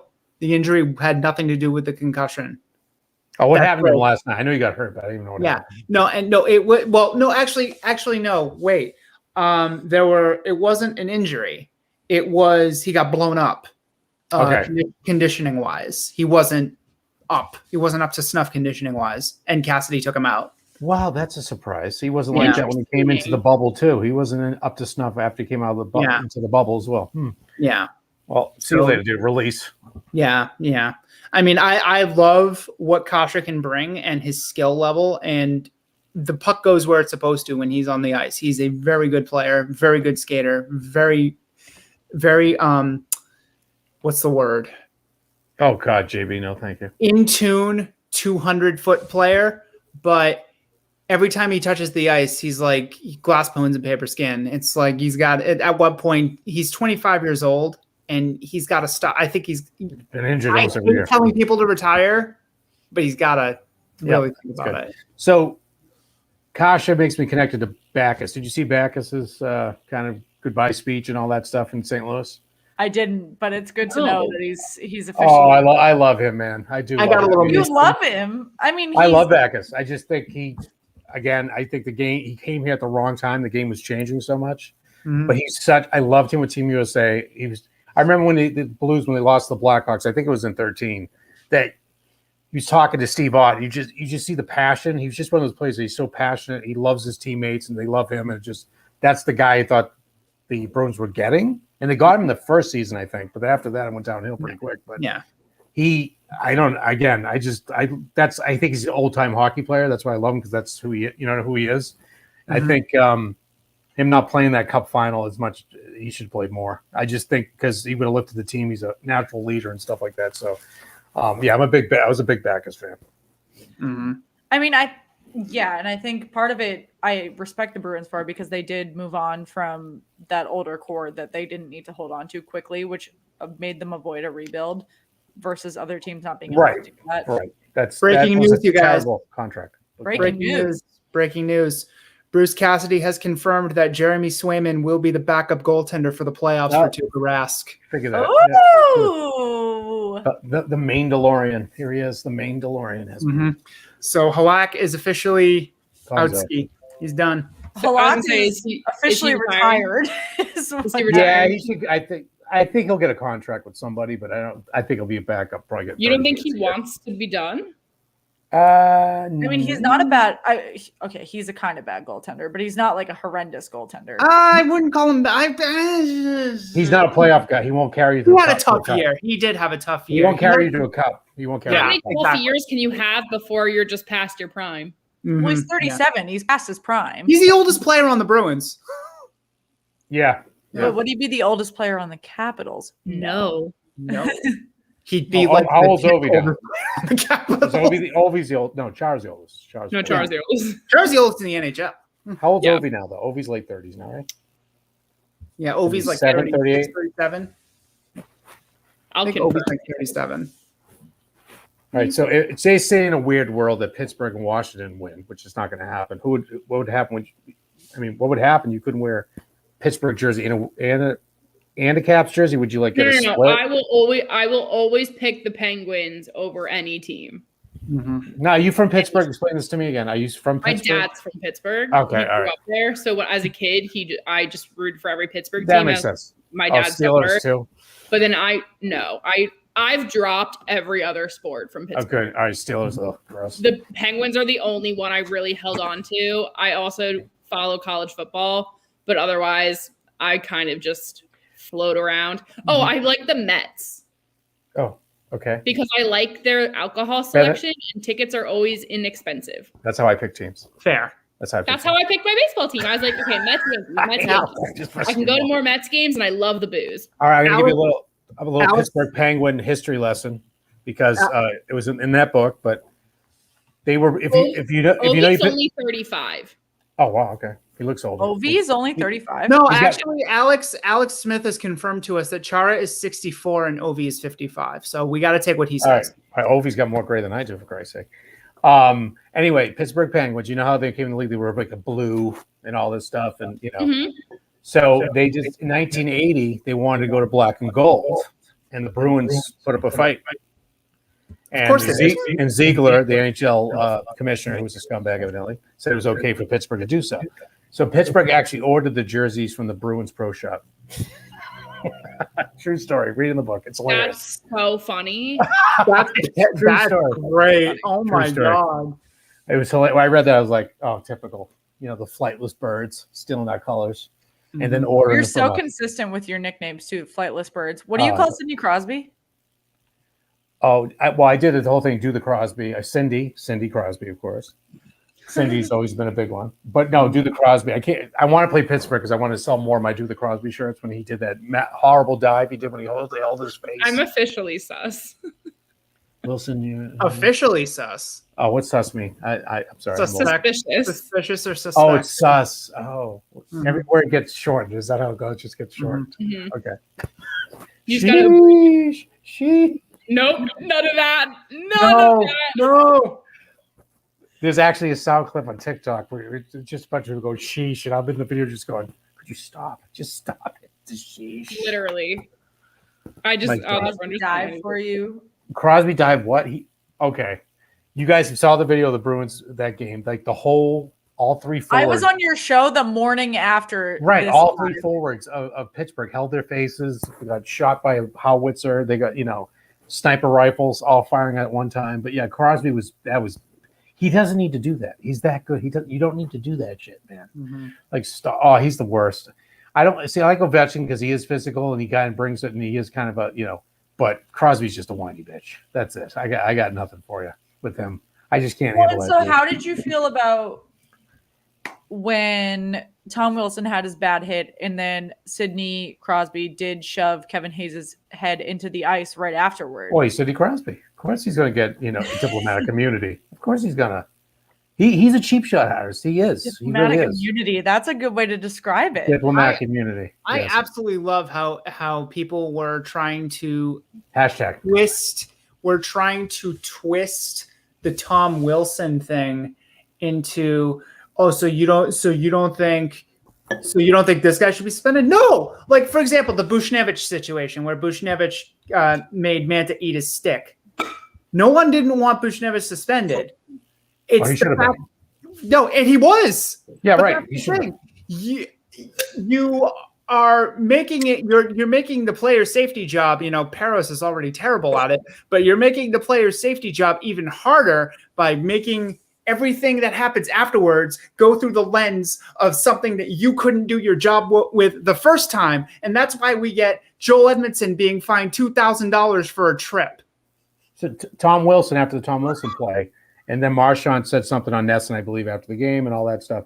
So somebody, of course, I think it was on Deadspin, called out Marchand saying, again, a game against the Devils a few nights later, that he cross-checked someone in the crease, which goes on thousands of times during the game. Can I get JB's latest comment up on the screen? When's the last time Marchand got suspended? I'll hang up and listen. Yeah, thank you. The Winter Classic, wasn't it? Yeah. How many Winter Classics ago? How many Winter It Classics? was years ago. I think I was in Montreal. high school for that Winter Classic. I was at that shit show. Montreal, yes. So that was 16, 5 years ago. Yeah. No, it was He cleaned like up his Like game. that argument does not hold weight any longer. So we just had 2 years that I was out of college, so it definitely had to be farther. when I went to college, I wore no shoes and I used stone tablets to learn. But yeah, so that was that. I was incredibly upset. fire. 'Cause I was supposed to go to that game, and I So- was like, So Marchand, okay, what's more unbelievable about Marchand is that he was that player, but he grew out of it, and now he is. Sorry, whoever made that comment. I don't know who made that comment. JB. JB, he's part of Belly Up. We know He's one of the top 5 players in the league. Sorry to break it down. Marchand is elite. He Yes, he's is. elite now. Sorry. I've OD'd on Bruins talk. OD. He is arguably the best left winger in the league. The only one that people will fight about is He's a leader too. He's a hell of a leader. He's a hell of a leader, which people Yeah. will never say because they only see the pest side and they're like, "There's no way he can be a leader." I'm sorry you can't handle the nose face killer. Can't be any worse Magic than Man mine. was- I'll admit. Well, to Jeffrey Dwyer's quote, I'll admit that was a fucking joke. That was a joke. He got suspended, but was allowed to play the All-Star game. Oh, is that the one is that where he got booed and just Yes. That was the That is NHL stupid. not being able to find their ass with both hands on a map. that's pretty stupid. Yeah, that's it was not his dumb. fault. That's not his fault. That's the league's Exactly. fault for being stupid. Right. Tom Wilson, because he's a beast, not a pest. Okay, what? Marchand not is a the pest, worst of all he's- time. Is that what wote means? He's Yeah. just a calculated trying to maim people, I guess. Marchand is great. but Alex, he's I elite. love you, guy. I love you, Alex, dude. Alex, Yes, but elite. he's elite, He's sorry. elite. He Thank is you. elite.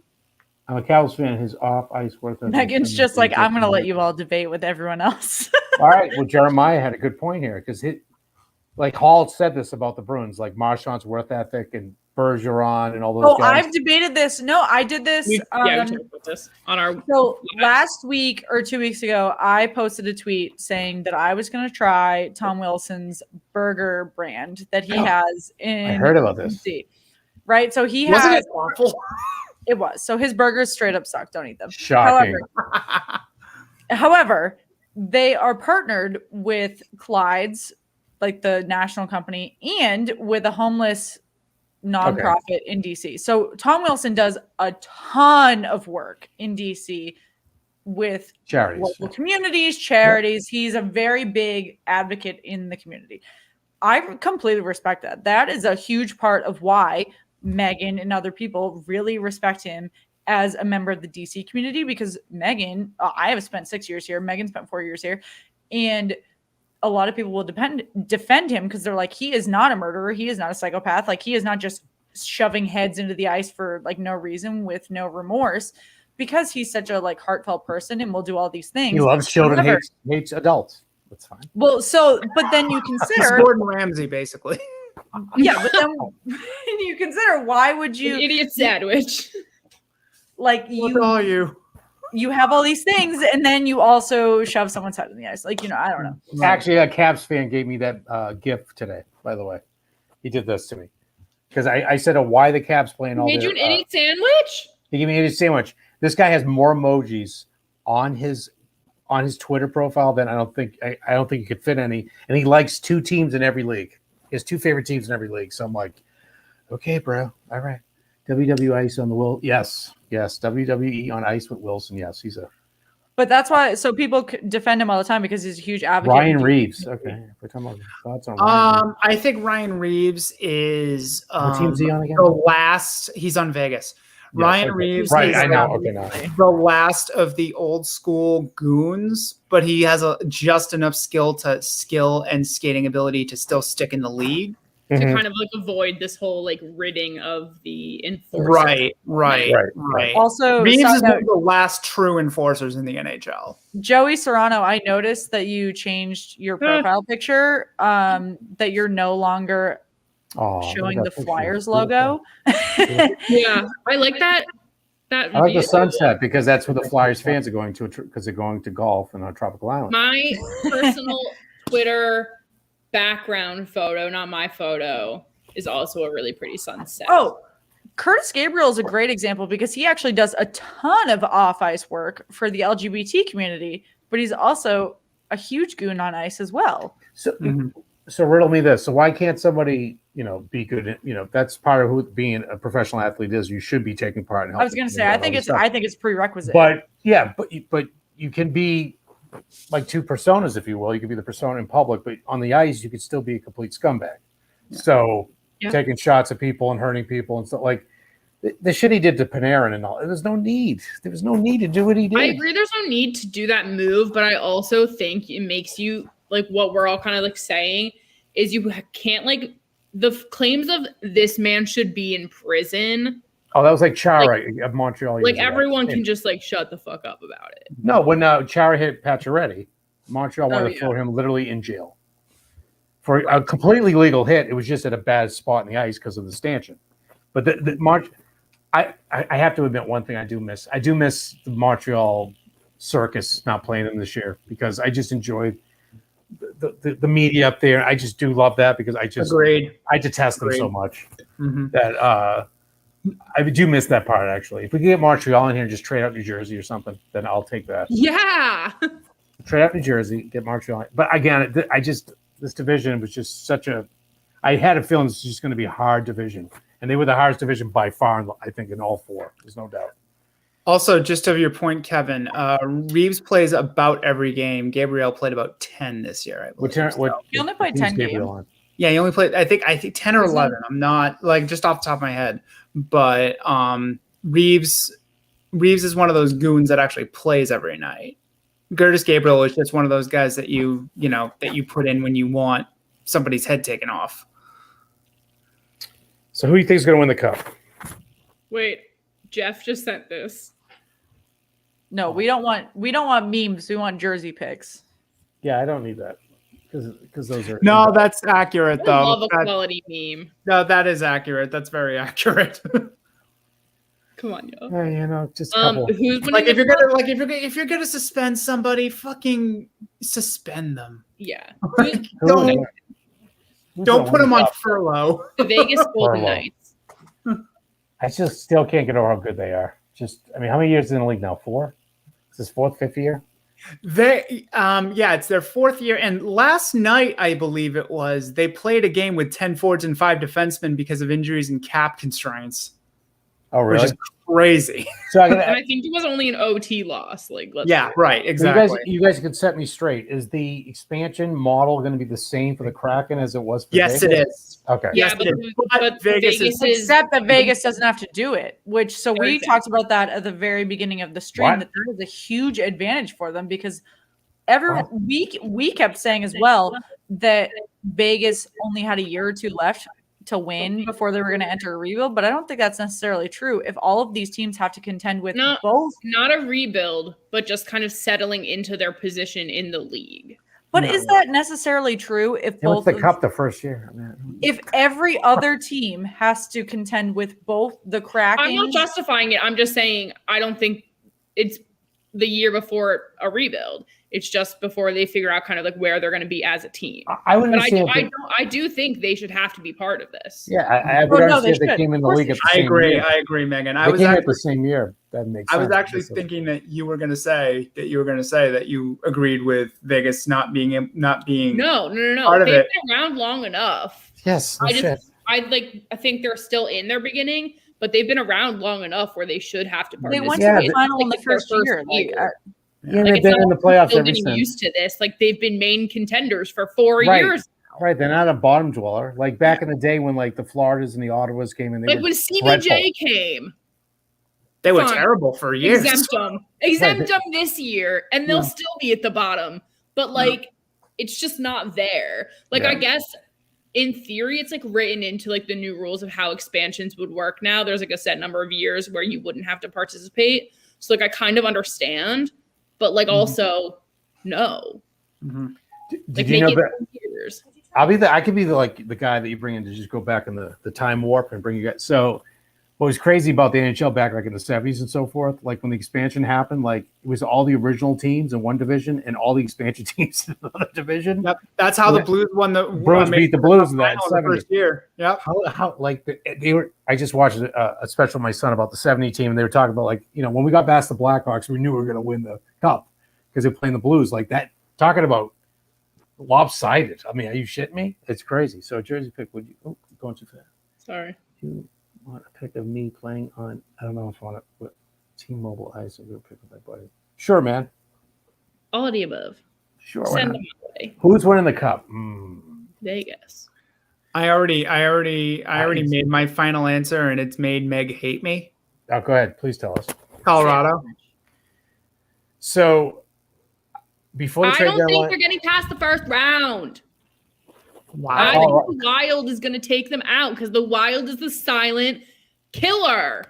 You know where you can debate this though? In our bracket. In our bracket challenge. Yeah, sign up for you have a bracket challenge? Oh, yeah.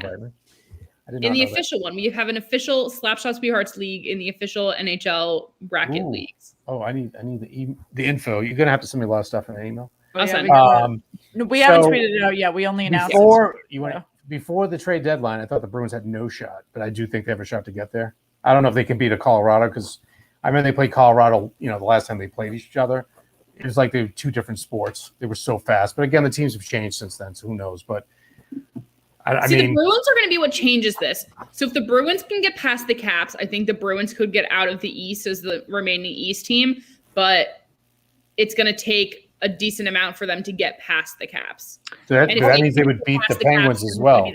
I think you're completely wrong. I think it's going to take nothing for them to get past the Caps. I think it's going to take more for them to get past. You, my girlfriend.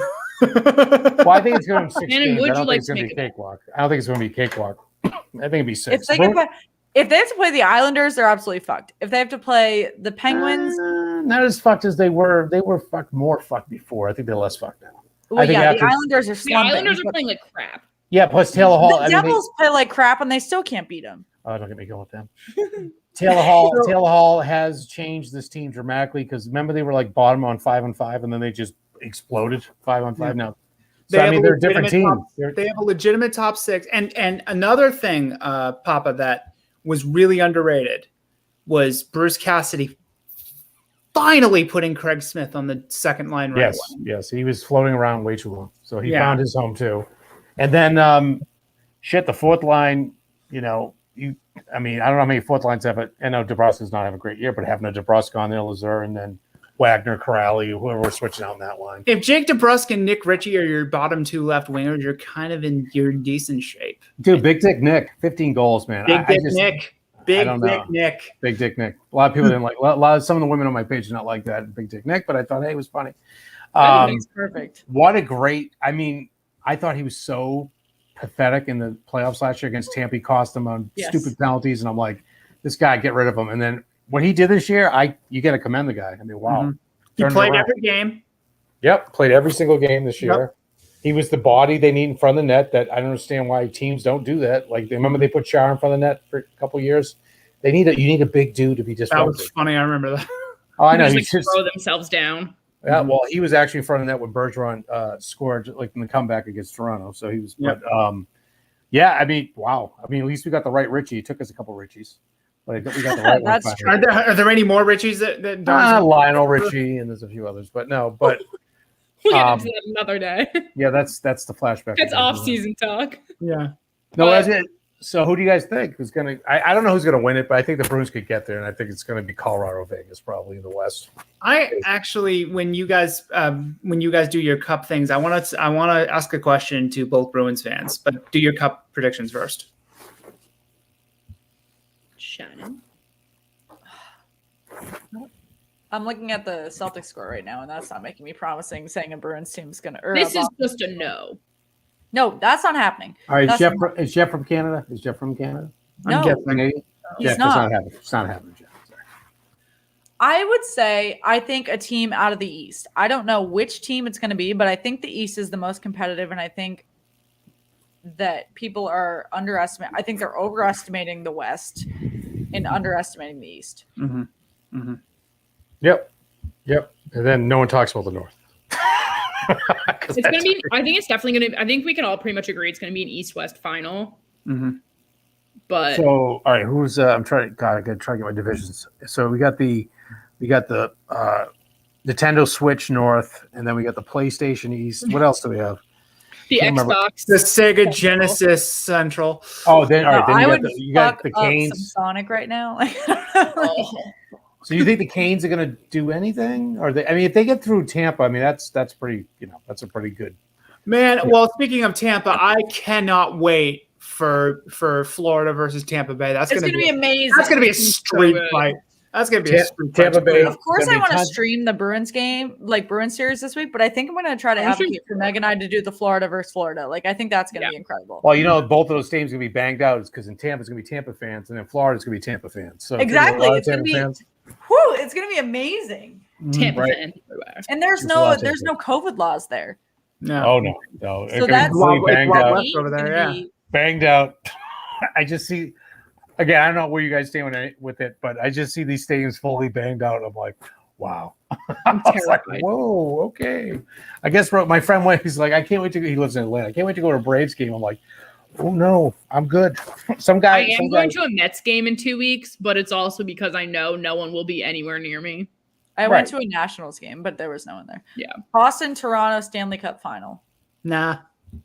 I love it. I love it to happen. I love Toronto's for not them. making it through 2 rounds. I'm sorry. I love Toronto I to hate go up to break 3 it games to 1 or 3 games to 2 and blow it again, like they do every time they play us. But the one thing I would love to see they probably won't have it because of the pandemic, but have that courtyard and they're all there and they're all excited. And then we just rip their hearts out and show it to them. Maple Leaf I've done Gardens. multiple Oh times. yeah. Oh yeah. Oh God, I love their faces. They're like, oh God, it was just that was probably some of the most priceless shit I ever saw in my life. That's It's just so funny. their faces were just like drooping off, and they walked away when they lost. It just Alex with the kill shot about the Mets. Oh, so real though. Not mad at it. Are the Mets bad this year? I don't know. Keeps they're bad They're every. good, but they keep healthy scratching Jake DeGrom, so they're never going to be good. Like, Hey, I never thought the Red Sox would be I have a competitive. so lawn they are. gnome of him because they give those out for free. All right. Did we give all predictions? I don't know. No, Shannon No. didn't Yeah, decide. she said East. I said an East team. Do I have That's to not pick a one? team. She said 2 hockey teams will be in the final. So we'll just leave it at Isn't that. that the safest way to do it? If you just pick? That's hedged. it's like trying I'm to pick not your. better. I'm not a better. I know this year's a funky year. I mean, let's be Yeah. honest. I So genuinely do not know who's going to come out of the East, and I don't think I'm going to be happy no matter what happens, unless it's the Bruins, obviously. But like, Right. I don't think I'm going to be pleased because I think that the East has multiple teams that could be in a farther point in the playoffs, but because the way that it's stacked up, that's not going to happen. Yeah. And I think don't the- want to sound like a division bitcher already, but like But it's true. But the East is just so different than everywhere else. It is. It's stacked. It really is. It very much is, yeah. Like, I feel bad for Rangers fans, and I never thought I would freaking say that in my life. No, no, never feel bad for him. No, sorry, can't help you. So I have a question for the Bruins fans on this panel. I think that would be me, and that would be her. And Shannon as well. That would be her. What? Obviously, a cup would be an answer to this question, but even barring a cup, I don't know. What would be considered a successful season for the Bruins? I was just thinking this, actually. I'll let Shannon go first. I think they need to go through the Capitals and at least through 6 games in the second round. Okay. Papa? All right. Before the trade, I would be like, make the playoffs. And after the trade, I would say semifinals. So that's like the pseudo conference finals that we have. I think they need to get. I just think. So yeah, comparable. I think they need to at least make it to the very end of. Yeah, I just think. Again, I just think that that second line solidifying. It's just got them. The one wild card in this is Pastrnak for me, because he isn't right still. And if that, excuse my French, ladies, that motherfucker does any more stupid drop blind passes, I'm going to lose my goddamn mind. I said that to Billy Jaffe. Go, that pass that, they lost 6-4 against Buffalo. I just said that to Billy Jaffe. I just lost my. I said it. I'm sorry. Processing that sentence. 6 when he, when the open netter, like they just took. He does so many dumbass plays, and I know they give the shit to the Euro scorers and all this stuff, but like. Ovechkin, I mean, I know he's a little old. Of course, he's old in the league, but he just falls asleep at the wheel when it comes defensively. You cannot just throw a puck out there blindly, especially in the playoffs. It will kill you. So that's why I'm worried about him. And then hopefully he can score. I mean, again, if he needs his beat. We're saying all this about a point per game player. He still is a point per game player? Yes, he is. Assist-wise, yeah. He only got 19 goals, but yes. Let me confirm that. But then Andrew comes in and just says one point. If he's a point per game player, though, the Bruins can't thrive unless they have more point per game players, because they need more producers. They don't have enough producers if Pastrnak isn't producing above. Well, he has to, right? It can't be the Marchand and Taylor Hall show. So I mean, Krejci, but 48 points in 48 games. Jesus, really? The most of them are assists, though, right? Most of them. 20 goals, 28 assists. Oh wow! All right. Well, I don't know, but he's deep. All right. Like I said, Andrew, his defense sucks. His defense blows. It's always blown. Yeah, but he has to. That's the thing. He just has to tighten it up because. But he has overscored enough that his defense sucking has always been okay. That's what everybody says. That's true. You can just cover up the rotted wood with a big thing of paint. But right now, the paint, you don't have enough paint. Right now, he doesn't. We need more paint, guys. Come on. More paint, people. Come on, go to Home Depot. But you might see. I'm going to throw something out there. It could be crazy that you could have Taylor Hall, Conn Smythe. Just throw it out there. Conn, he could, because I just feel he has been in the playoffs much. That's going to Rask. Yeah. Oh, yeah. Okay. Yeah. I'd love to. That would have went to Rask in 19 if they won. That would have went to Rask. I almost just spit on my computer. You just hucked a Lou on your screen. It's just like so close. But Andrew, don't make me do this. Don't make me hurt you. Do what? I can't open the Rask can of worms right now. Oh, I know. I can't either. I fought a guy on my Facebook Live prior, like Rask this, Rask that. I go, can you wait till he plays a little? And someone came in. You know what I love with when I have the Rask supporters come in like off like Tarzan on a vine, comes right through and helps me out. They basically like what they literally do. They come swooping in as soon as he's good, and they go, "Oh, I can't wait for the Rask haters." Oh, well, that's what I do. I have So, but no, what they said. That's why I was originally going to come on your show a few weeks back, and nobody stepped up to the plate. Oh, right, no one did. Oh, bunch of scumbags. Come on, get up there, help us out. Mm-hmm. Yeah, but anyway, but the thing is, like, if you remember Rask, that St. Louis game 6, played out of his mind.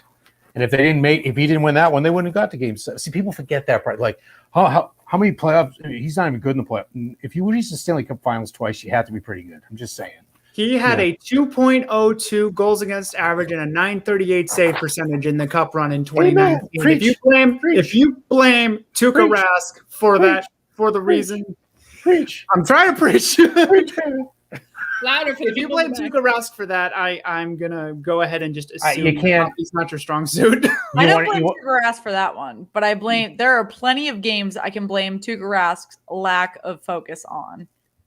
True, but do you want so this one stat that I think the 13 and 19 Bruins teams in the Cup final had like a minus 35 combined.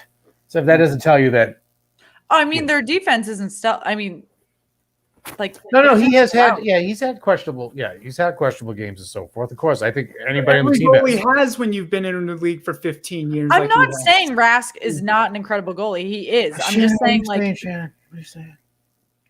he's not. He's I mean, not a winner yet. He's not a winner yet. He's Guys, not. why do we become more savage as the night gets on? He's not a goddess. Like he's. He's not a goddess. He's not Marc-Andre Fleury. Well, here's the thing. He's you not wanna as go bad as there. people say. He's not as bad as people say. That's the main thing. That's basically what I'm. You don't have to put him on a pedestal and say he's the best because I don't think he's the best. I think he's a top 10. He's not a top 5 anymore.